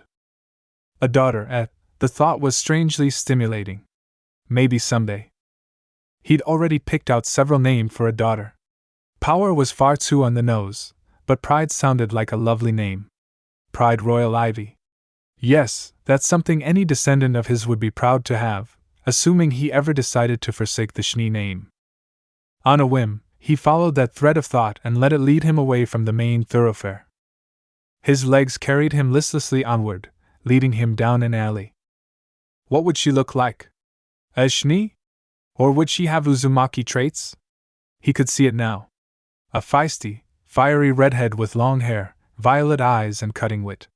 She would be strong, she would be powerful, she would want for nothing. His sixth sense shrilled the briefest of warnings, heralding danger. He pivoted on one heel, then his attacker was upon him. Look out! Odd. Why were they yelling? He conjured a wall of glyphs between him and the approaching threat, only for a streak of motion to carry him off a nearby wall, bounce off him, then go tumbling back. A yelp filled the air and he moved on instinct. With one hand he caught them, with the other he spun them right round, dangling them upside down for good measure. In an instant victory was his. Well? He sighed. What do you have to say for yourself, you mongrel, assassin? His words trailed off as he beheld a red hood. You have silver eyes. That was his first fizzled thought as he stared at the squirming girl in his grasp. This was no mangy mongrel sent after him by Jacques, but a child.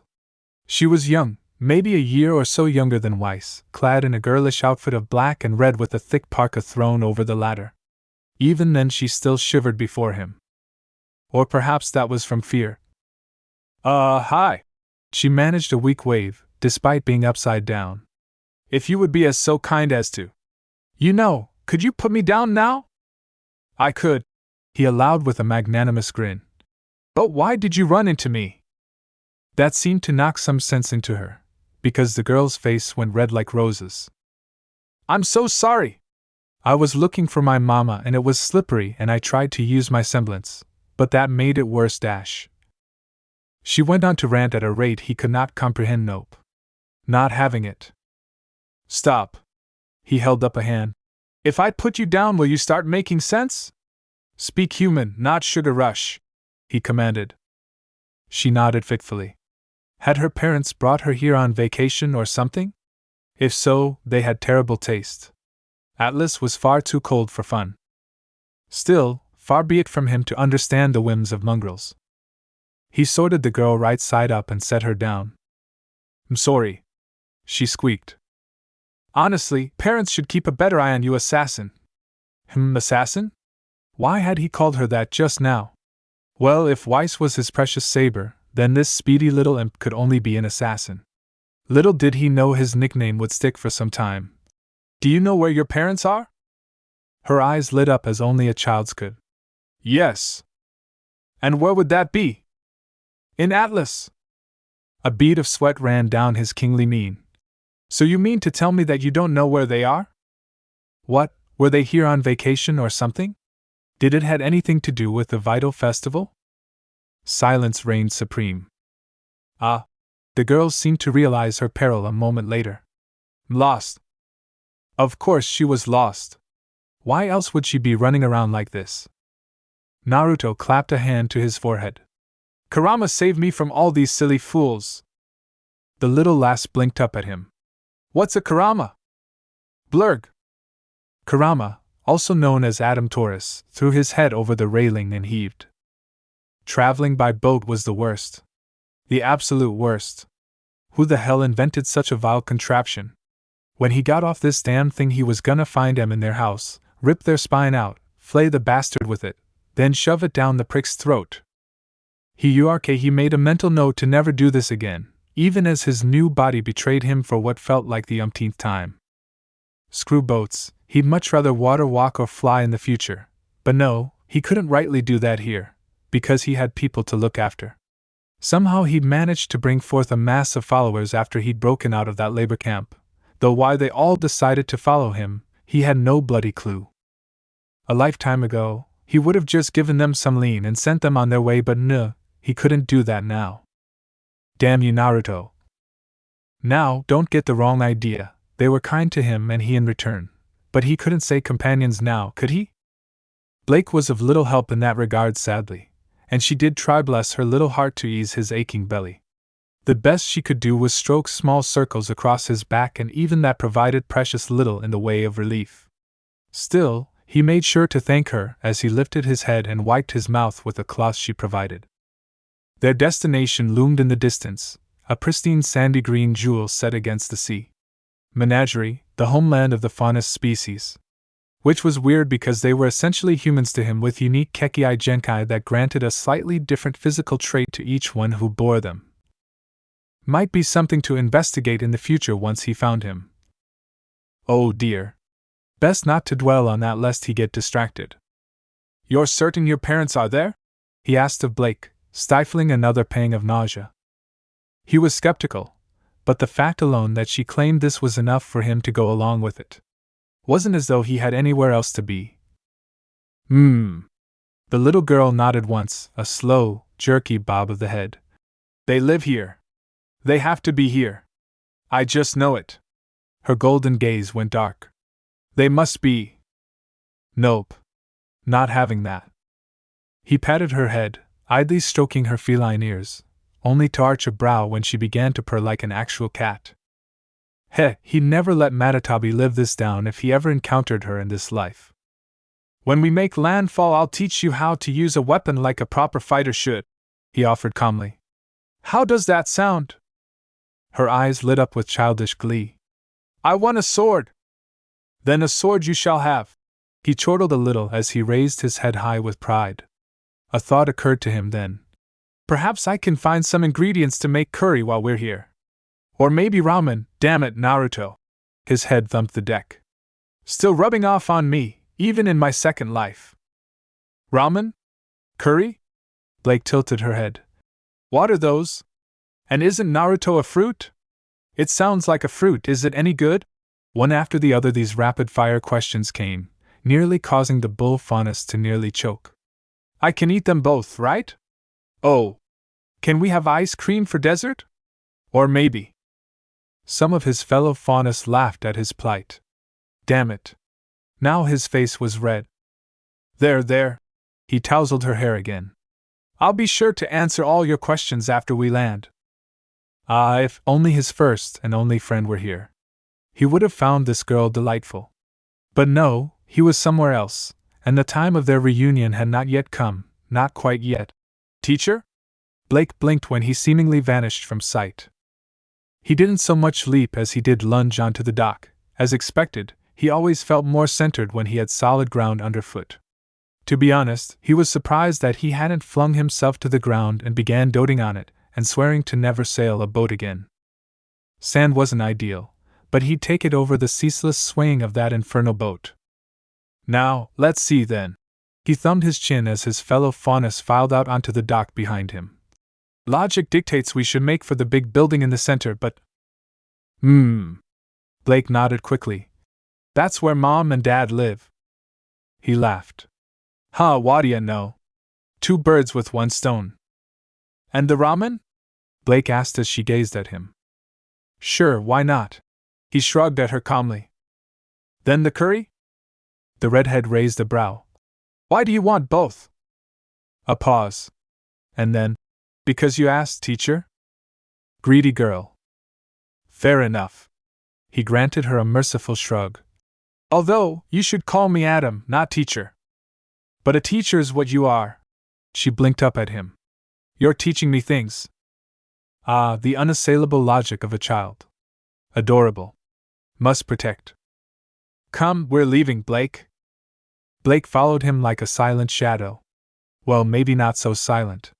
The other faunus he'd saved trailed after in their wake. Kurama sighed. This is my life now, isn't it? He led them on a meandering path through Menagerie. The town was crowded, overly so. The number of people did not equate to the number of houses that could accommodate them.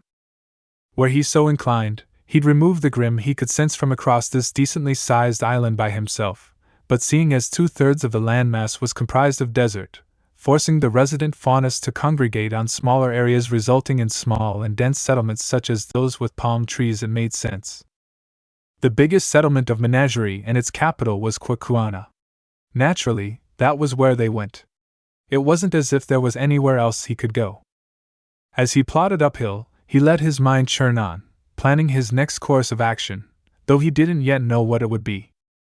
He knew the bare basics about Menagerie. Much came back to him as he walked. The city had a population near 200,000, and as such was mostly a merchant city, one prosperous in fishing and export since the pre-dust era. Kurenai itself possesses a large built-up area, extending over a large, rectangular surface to the shores of the beach. Splitting the town vertically and horizontally were a series of large roads leading down to buildings built in a Western style, with its buildings being mildly reminiscent of neat medieval ones.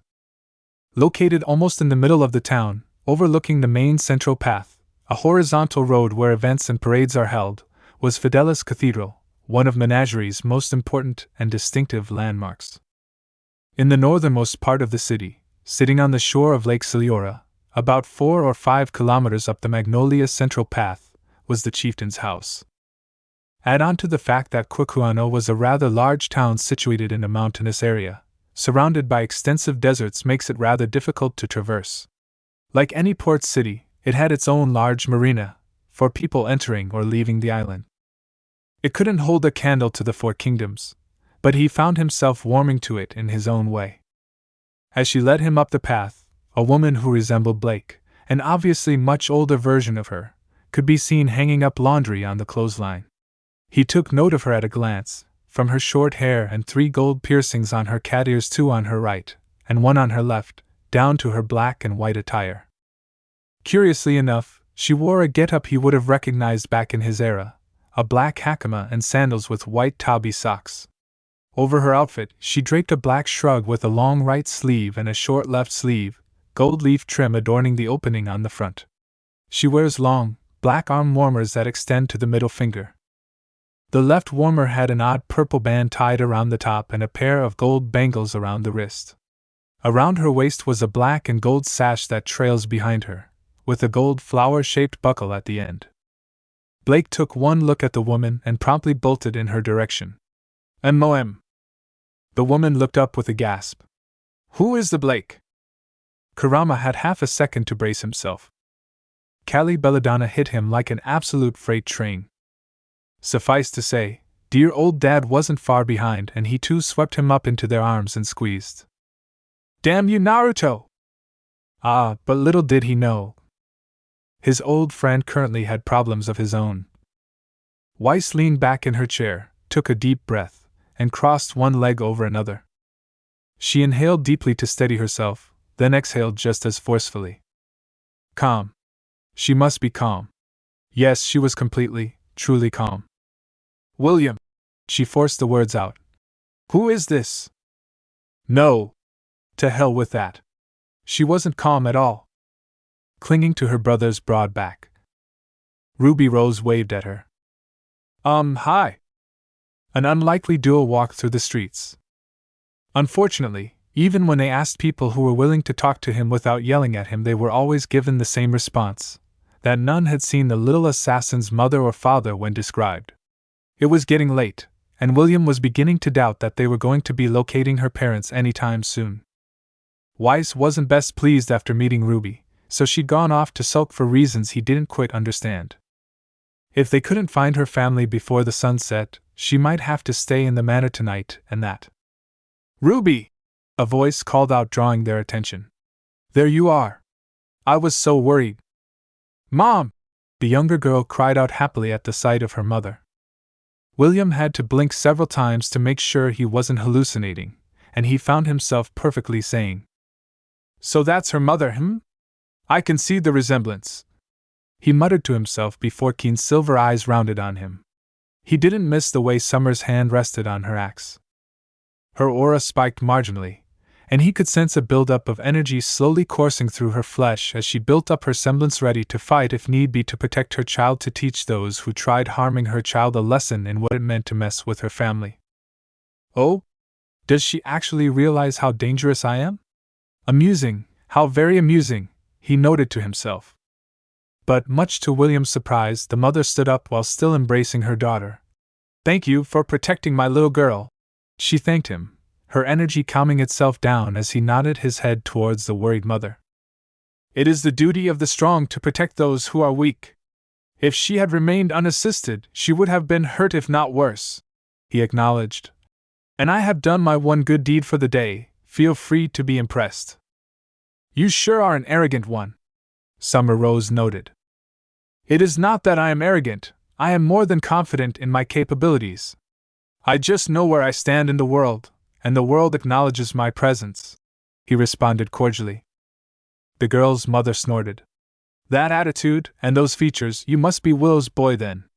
No doubt influenced by your pompous father. Give me a break. William crossed his arms. The day I allowed that oaf I call my sperm donor to control my actions is the day that this world dies, he answered her. Unlike that mongrel, I have the power to back up my actions. My thoughts belong to naught but myself. My decisions will decide my fate, not his.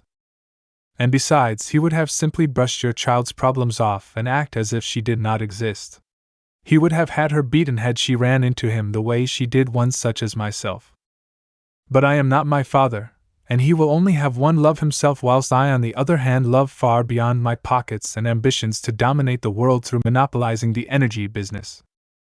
Well, thank you for protect dash, Summer went to say before a loud klaxon sounded, causing the small group to turn towards the sound. Wait, is that an alarm? It was. Naruto's blood ran cold. In that moment, it was as if the entire world shifted. He remained himself, of course. He was always himself. But in that moment, something. Grim attack. He's muttered before he looked to the mother and daughter. You must flee, there's a grim horde approaching the city limits, he told them. If you manage to see my sister Weiss, tell her, I love my saber, he told them. She'll know what my words mean. His piece said, he turned and began to run through the panicking crowd as they fled away from the walls of the outer city. Wait! Summer suddenly appeared in front of William, her daughter still in her grasp, and she placed a hand on his chest to stop him. I can't let you put yourself in this kind of risk. It's best to leave this to the military, she told him. Come with us and we will get to the shelters together. The military could care less about this sect of the population, and by the time they mobilized it'd be too late to stop the horde, he responded as he brushed past and began to push through the crowd. Tell her my message if I do not make it through this. And if you do? Summer asked as she appeared before him again. Then this world will know not to underestimate me, he told her. This city will survive. And the grim who trespass on this kingdom will understand my power. They will become my slaves. Today, they pay their tribute in blood, he said, turning to face the two women, his eyes turning a crimson that was redder than any blood, an obsidian slit that was darker than any abyss glowed back at Summer. It made her step back. He ran past her once more, this time unimpeded as he raced towards the city walls. Ruby cried out something, but he didn't hear her properly, moving as quickly as he was.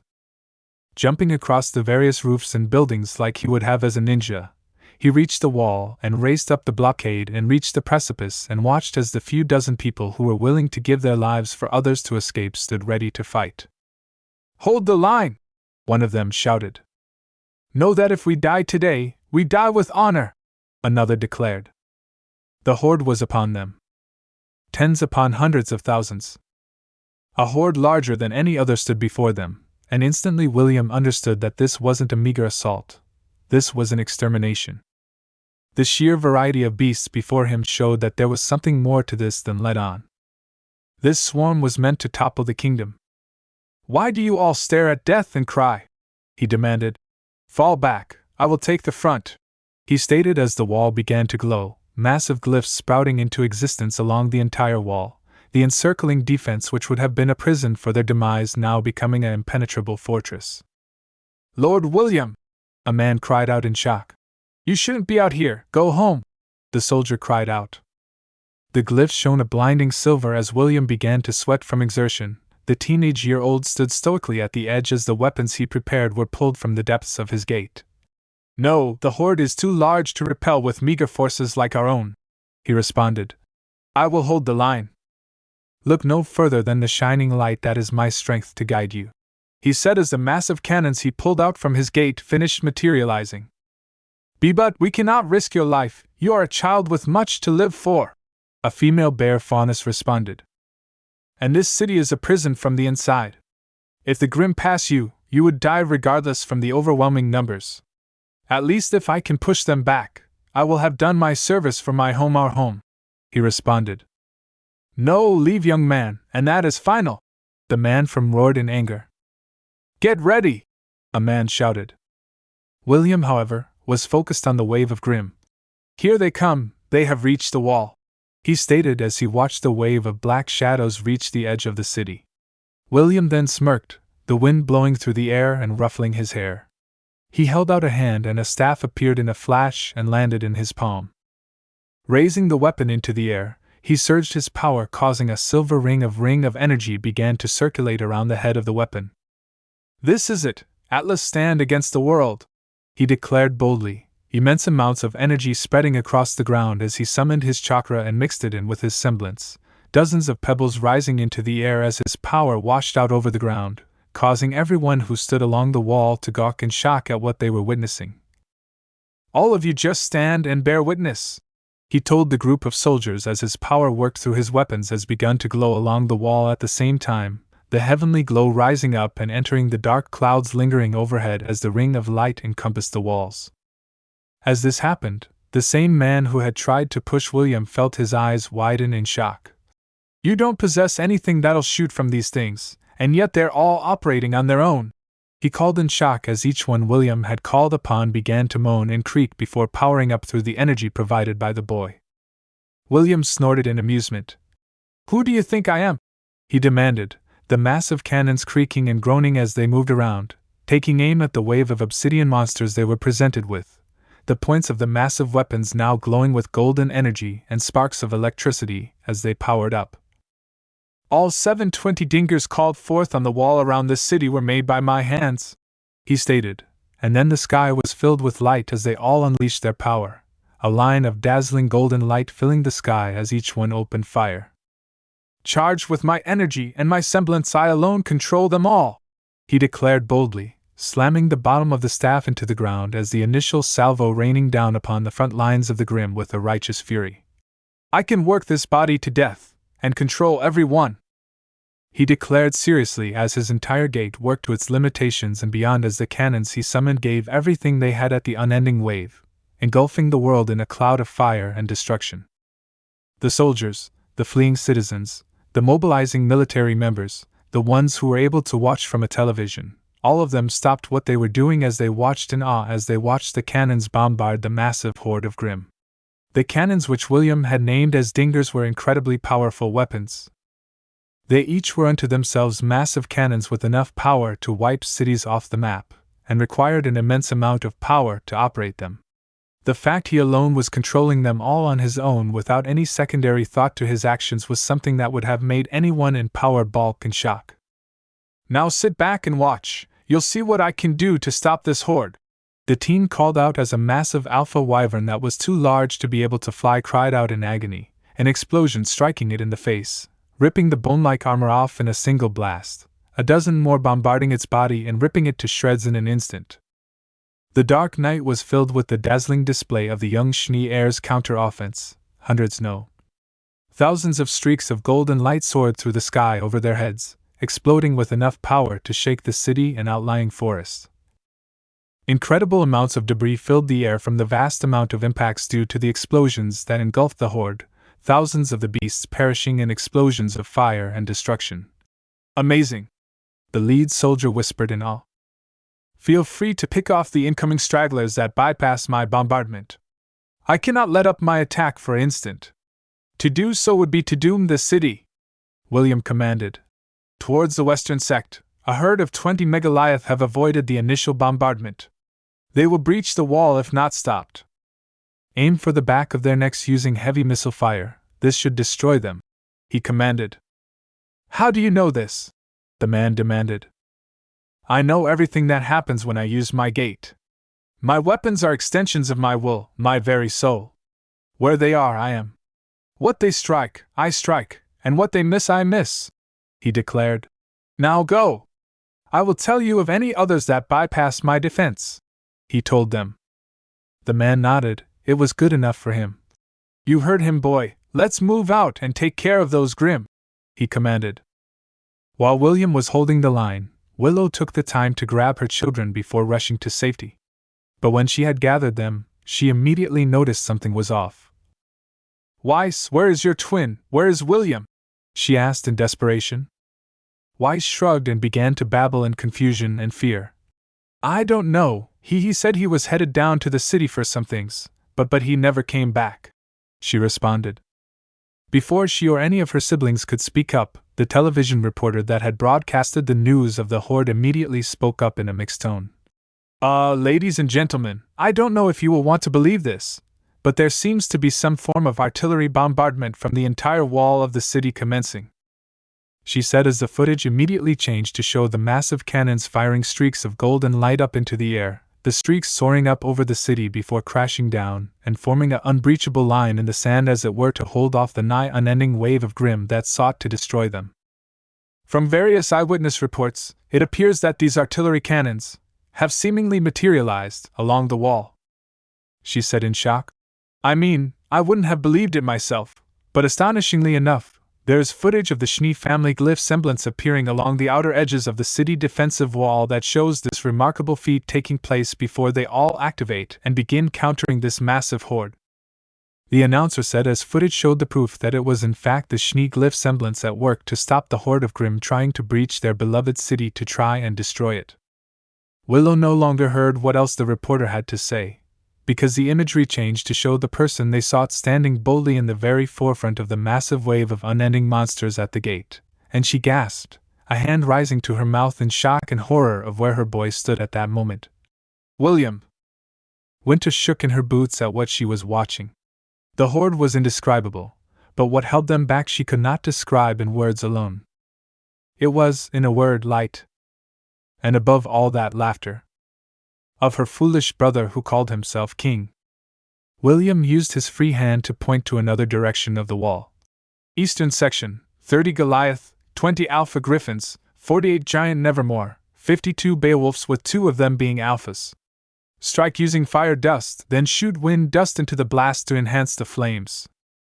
Launch rockets at the Nevermore wings to bring them down, then use explosive dust round to take them down," he ordered. Sweat was pouring through his clothes from the exertion he was pushing his body through, but he had to hold on. This horde was as vast as it was large, and the Grimm were now circling the walls, and if they even got one Grimm through the line of cannon fire, then they were finished. He then grunted as something slammed into the bottom of the wall he stood upon and grunted. He looked down and saw an immensely large wyvern bashing its head into the structure. He grunted before he opened a wall of his own portals and unleashed a blinding wave of unlimited blades down upon the creature. The alpha wyvern roared in agony as its flesh was ripped apart by the swords before it stepped away, the swords continuing to bombard the creature before 3 of the dingers managed to take aim at the beast and fire upon it, ripping it to shreds before firing back into the horde as his normal gait continued to hold the opening he had created using the dingers. Gazing out across the destruction, all he saw was darkness. The line had been drawn by his own hand, but the few Grimm who crossed it were numerous. There had to be an end to this. No. There was an end to it. Holding his free hand out, he opened a glyph that sought the deepest parts of his gate. However, unlike his normal portals opening up behind him, this one opened up next to his foot, and as this happened, blood-red wisps of energy began to whirl around him, whipping his hair through the wind. The golden portal was larger than average, but something about it was not right. It gave off a powerfully ominous and primordial feel of power unlike any other, and whatever he was summoning was stronger than any mortal blade could hope to be. It held an abnormal shape that doesn't match what would normally be classified as something specialized like a sword. It is something that was born before the appearance of the concept that the world calls a sword, so it is not something that can truly be called a sword or have the shape of any known blade. While it has a grip, handguard, and is the same length as a long sword, the section that should contain a blade deviated from the normal form of an edged weapon. The blade, itself and the tip of the sword, spun in a spiral shape, strangely dull. It has the shape of a cylindrical, drill-shaped pillar made up of 3 independently rotating segments engraved with crimson lines that spin slowly in an alternating direction like querns, the middle segment spinning clockwise and the top and bottom segments spinning counterclockwise. All if you stand back, it is best that we give our all so that we end this farce, William declared. No longer will I hold back that which can end it all, he called out. Lord William! A man shouted as the winds howled around, forcing everyone to cover themselves from the gale force winds summoned forth. What are you doing? He cried out to the young man. William ignored the man as he smirked. I've begun enjoying myself. Stand back, before you are caught within, he answered as he grabbed onto the weapon with his gloved hand. He declared as the weapon was released from its confines, a deep unnatural primal hum filling the air as the sword's sections began to spin. I don't understand. What do you mean by that? He demanded. William ignored him as he looked ahead of him. Uniting dreams beneath a banner of conquest. I praise your efforts at least. But foolish creatures, have you not learned? Dreams disappear when the dreamer wakes. Every last one of them with no exception. He stated in seriousness, as a deep unnatural primal hum filling the air as the sword's sections began to spin, as he poured more power into the blade. The dingers never once stopped their bombardment's load, but never stopped but the shining light brought forth by the weapon, yea, outshined the destruction by 100-fold. Therefore, it was inevitable that I would be the one to stand in your way. Creatures of Grimm, beasts of disaster, know the end of your master's eternal dream. I shall now show you the stark reality of when you challenge me. He stated seriously as he held up the weapon he had called upon, the point of the blade aimed at the heavens above and ready to strike down the world at the behest of its master. The sections of the blade were glowing, rotating faster, and quickly filling to the brim with godly power. He took a brief moment to bask in it. Now, awaken, ye! A stage worthy of you has been set. Gaze upon the crushing might of my sword of rupture, William commanded. Behold, dash! And then, as he made his declaration, he immediately halted the bombardment from his cannons as he finished readying his weapon of choice. Enuma! Elish! He roared, and he swung down. The explosion tore across the surface of the planet, scorching everything in sight, ripping the land apart, rupturing the very fabric of the foundations of creation. The whole of Atlas trembles from the solitary blow from the weapon. All those who gazed upon the destruction cried out as they were flung away through the air, their cries drowned out by Ye as it tore the vast majority of the grim horde apart on a level that none could comprehend on an imaginary level. The ruins that stood outside of the city's limitations was all but vaporized, but even then, he had only removed 2/3 of the full horde itself. This meant that while he had destroyed a vast majority of the horde, there were still thousands of Grimm that would need to be killed. Ye could only charge up so much energy in a single blow, and required time to regain strength. Power he could easily provide, yes, but would more than likely strain the weapon after a single use. If he charged it again, there was no telling if Ie would blow up in his face and kill those around him, but Pietro still was testing the weapon's limitations and creating advanced additions to put into the weapon to ensure its continued use. But still, a third was better than before. Because unlike the tens of thousands that stood against him, there was only around 150 to 200,000 Grimm left out of a horde of what had been around 900,000 to 1,000,000 Grimm beasts that had attacked his home. The Grimm had been scattered by the discharge of Ie, littering the ground as they shakily clambered to their feet. The people who had lined the walls climbed to their feet and gazed across the place where the Grimm had been rushing them from. Despite the monsters now slowly climbing to their feet, they would need to reorganize themselves before rushing headlong into William's cannon fire. Then there was the destruction left in the wake of Ie activating. A large crevice had been opened up in the earth, drilling downwards in a seemingly endless pit of darkness. Flames flickered through various cracks ripped into the ground. The group looked on in awe before one looked to William. "Why didn't you use that in the beginning?" she demanded. "It takes time to bring forth, and even longer to charge up upon activation. Not only that, but the Dingers could allot a time for which we could gather our forces to counter the horde, but it seems that Ironwood is more worried about himself than those of us here," he said as he watched the remaining wave of Grimm rush forth. "Work for me, Dingers!" he commanded as a new wave of explosions rippled through the air and began bombarding the horde once more. He grunted as he felt the strain on his reserves. His chakra was reaching its critical limits, and a visible streak of blood flowed from his nose and mouth as he pushed himself even further after using Ie. "William, stop!" the man said in panic as he saw the blood leak from his nose and mouth. "You don't need to dash." He went to say that William need not push himself any more and that the horde could be handled by the regular forces, but William interrupted him instead. "Are you saying it's impossible? That I can't do it? That this is my limit? That I cannot fight anymore?" he demanded, not stopping his second wave of endless attacks. "Do not make such audacious claims when you have yet to see the true potential of one who wishes to see all he can do." He snarled back. "I will fight them until the last one has fallen, or so help me I am unworthy of my name." What did they know of limits? He hadn't even begun to test his. Not yet. The man steeled his resolve to let the boy face down the horde. The boy was doing what many others were unwilling to do, to stand for what they believed in. He nodded as he stood tall. "Men, let's help the lad exterminate these abominations," he called to the others as they all exclaimed their agreement and lofted their weapons into the air. William snorted. "Very well then, let's protect our home," he said with a wry grin. "There are several packs breaking from the rear of this horde. They will flank us in the southern sect. There is a structural deficiency in place from a previous attack. If they break through, then we have failed," he told them. "How many?" a woman asked him. "No less than 100 mid-level Grimm with teenage of their alphas with them," he told them. "Use dust explosives to collapse the ground 100 yards ahead of the flaw in the wall. This will form a pit that will delay them as they try to find a way to circumnavigate it, but this will allow you to pick them off with ease," he told them. "My cannons will handle the rest of the stragglers in the rear," he told them. "Anywhere else?" another asked. "Yes, here. This is where the bulk of their forces are concentrating their power. There will be no less than 300 Grimm that will escape my bombardment. Several dozen will be alpha-level Grimm capable of spawning other Grimm into being. We cannot afford to fall here," he told them.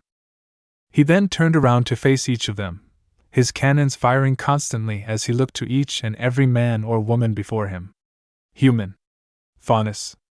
young, old, wise, incompetent, male, female.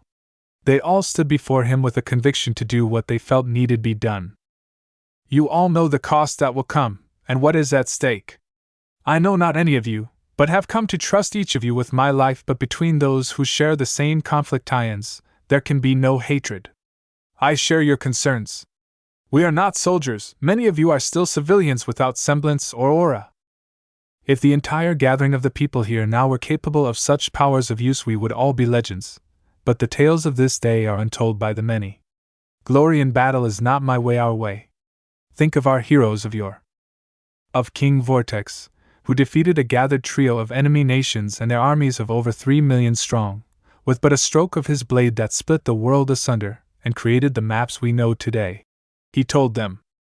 He paused, letting his words sink in. Or the inspiring tales of the warrior king, Leonidas, who in the final days of his life personally led 300 of his finest soldiers into an inevitable fight that delayed his enemies for 3 days and 3 nights so his nation could prepare themselves for conflict they were yet not ready to fight in. But in doing so kept an unstoppable army at bay with sheer courage and determination. He called out boldly as each of those before him stood tall upon hearing his words. These giants do not seem to give us solace here, but they are not all that we are. Before the kingdoms, there was the people. Before diplomacy, there were soldiers. He stated boldly. Our influence will be but a drop in the ocean from this day forth when the Grimm come through us, but before that we will hold the line. Our influence will be what not just slowed them, but stops the horde, but before that we will hold the line. Our influence will stop the deaths of the innocent beyond this wall. In the battle today, we will hold the line. It doesn't matter what you are, or where you hail from. Human. Faunus. Man, woman, we all bleed red, because today, we will hold this line. He called as. Each of them cheered loudly, hearts and minds united behind a common cause. He couldn't help but smile at their enthusiastic response. How long had it been since he fought in a war? Too long. Time to rid himself of the rust. Now then, let us begin. The news hadn't gotten any better. If anything, it had only grown worse before a small video showed footage of William summoning that weapon she despised so much before he fired into the nigh unending horde, ripping a chunk of the world away. And yet, the horde didn't stop coming.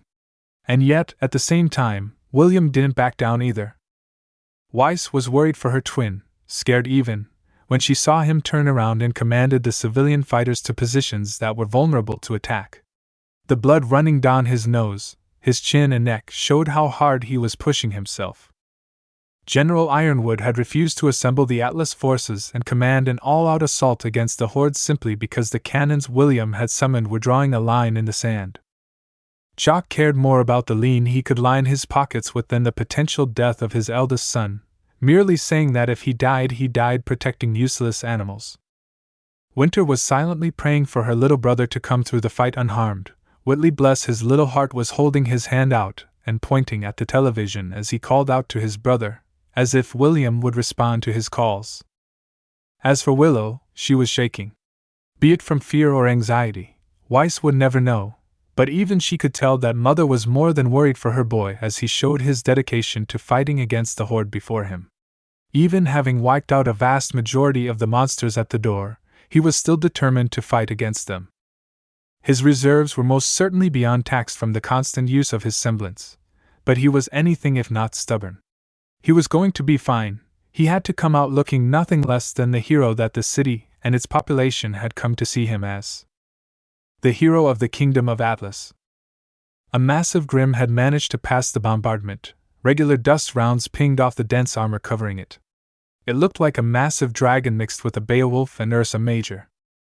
It was trying to climb up the wall, but William wouldn't have it as he finally managed to push the tens of thousands of Grimm back enough to focus on the beast beneath as it reached the upper ledge and began to pull its massive bulk up over the edge of the wall, separating the living from the monster's roaring death. The Grimm gave a roar, and the Schneer narrowed his eyes as he gazed upon the creature before the gate unleashed a veritable rain of swords. An endless whiz of steel had came crashing down upon the massive Omega-class Alpha Grimm, causing it to cry out as hundreds upon thousands of blades were impaled into its flesh. the weapons vanishing into golden dust seconds after only for 1,000 more to stab into the creature's flesh once more. No part of the beast was spared the boy's wrath as everything was stabbed into its face, hands, chest, arms and legs, and very wings. Even the ground was ripped apart where it caused the Grim to slide further back down the wall, a rain of dust and stone. Swords, axes, lances, daggers, anything and everything that could or would stab, pierce, impale it was all there raining held down upon the massive creature. The collective gathering of all William's weaponry was unleashing everything it could. The weapons unleashed in the vast collection of raining steel gathered by one person went unstopped as it sliced down and into the Grim's flesh. The Grim cried out in pain, letting go of the wall it was climbing and wailing as it was shoved back to the ground below hundreds of feet in an instant, the vast collection of weapons continuing to rain down upon it in a veritable machine gun-like manner at the speed of lightning itself. "You shall not pass!" William snarled out as his cannons aimed down at the beast and fired a volley hundreds of blasts upon the beast, the explosions rocking the wall from where he stood, and causing people to cry out as they stumbled about from the impacts. "Lord William, the rear wall has been secured. Tell us what you need us to do," a woman called out to him. "Head to the eastern sector of the wall. You should have a few dozen Grim climbing up the wall there. Mostly Beowulf and Ursa," he told her. "This is the final push. Hold the line and the pack will fall," he called out as he slammed a fist forward, crushing the facial plate of a jumping Borbatusk and sending its corpse falling off the wall he stood on, the body dropping down on a large Deathstalker in the process, as it pulled the massive Grim off and killed it in the process, the two Grim dissolving as they both fell to the ground beneath the wall. A flock of Nevermore shrieked, pulling his gaze up, and once more a wave of destruction responded as he attacked each bird individually. Boom! Crash! BLAM! The cannons erupted, expelling fire and death, and their cries of anger and hatred turning into roars of pain as they fell from the sky in the dozens, the wails of the dead and dying Grim taking no pity from the young man as he continued to fight with a combination of cannon fire and the use of his gait as he picked off various Grim. Countless sounds of firearms going off around him filled the air, as those who had followed him into battle fought back with everything they could. And the following 20 minutes were filled with the screams of the dead or dying, be it a person resisting or those of the Grim. The once massive horde of tens if not hundreds of thousands of Grim dwindled away, as they either charged to their deaths or broke off and fled back to the hell which they called home. But it could not be denied that the city had indeed survived because of the actions William had taken, the rallying of those who were willing to die for their homes and family. Ironwood was sure to face a major backlash for his choice of being inactive in the fighting, and Jacques. Well, people already hated his guts, but for him to be uncaring for his eldest boy was just adding fuel to the fire against him. When the fighting was finally finished, William deigned to allow himself looked over by a faunus who was in fact both a huntsman and a doctor. Nothing aside from the major strain he had placed upon himself by using the full force of his semblance was noted. Thus he was given antibiotics and pain meds for the minor headaches he would have for the next month. With that said and done, he decided it was best to make his way home to face the music that was his family.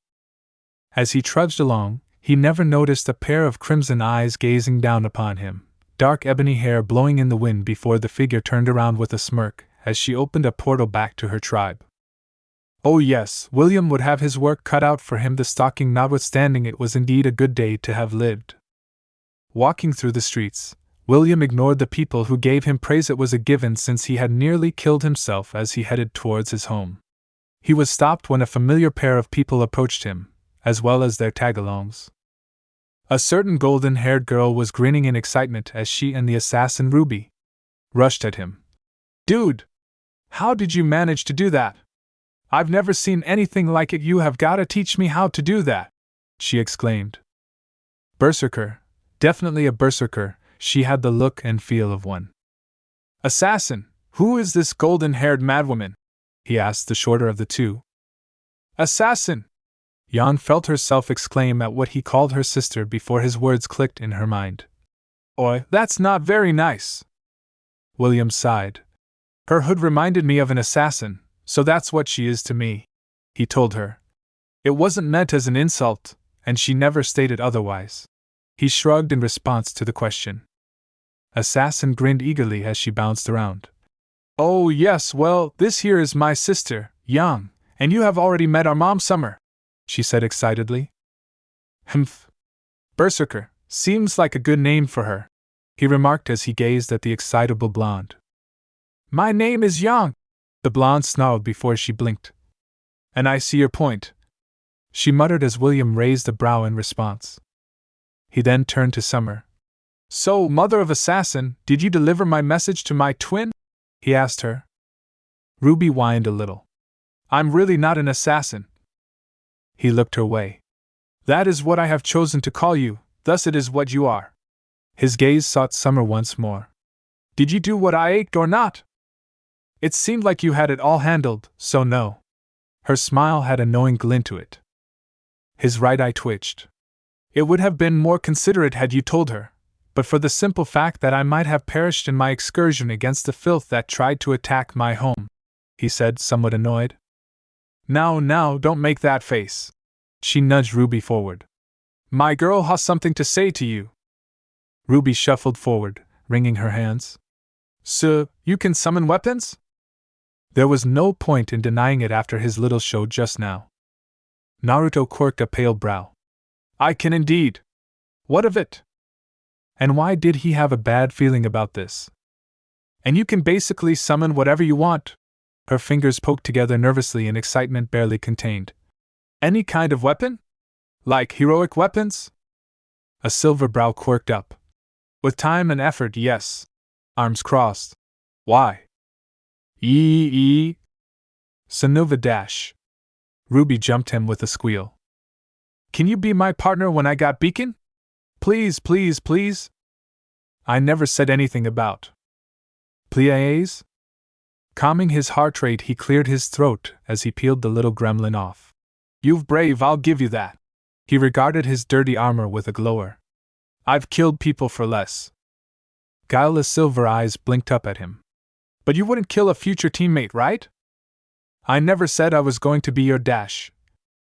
Please, please, please. HRNGH, too cute, why him? Yang grumbled. What am I, chopped liver? At the moment, yes, berserker. Don't call me that. Summer giggled. As repayment for that little show and making sure Ruby was returned to me safely, I'll take you back to Willow, she told him as she looked to her girls. Kids! She looked to her daughters. Hold on to me right quick, we'll be taking a slight detour before leaving for the motel. Did she speak of her semblance? Interesting, but I need not the help of a mongrel with dash. He didn't have the chance to tell her off before she grabbed him Ruby, and Yang latching onto her cloak as she looked to the manor he called home.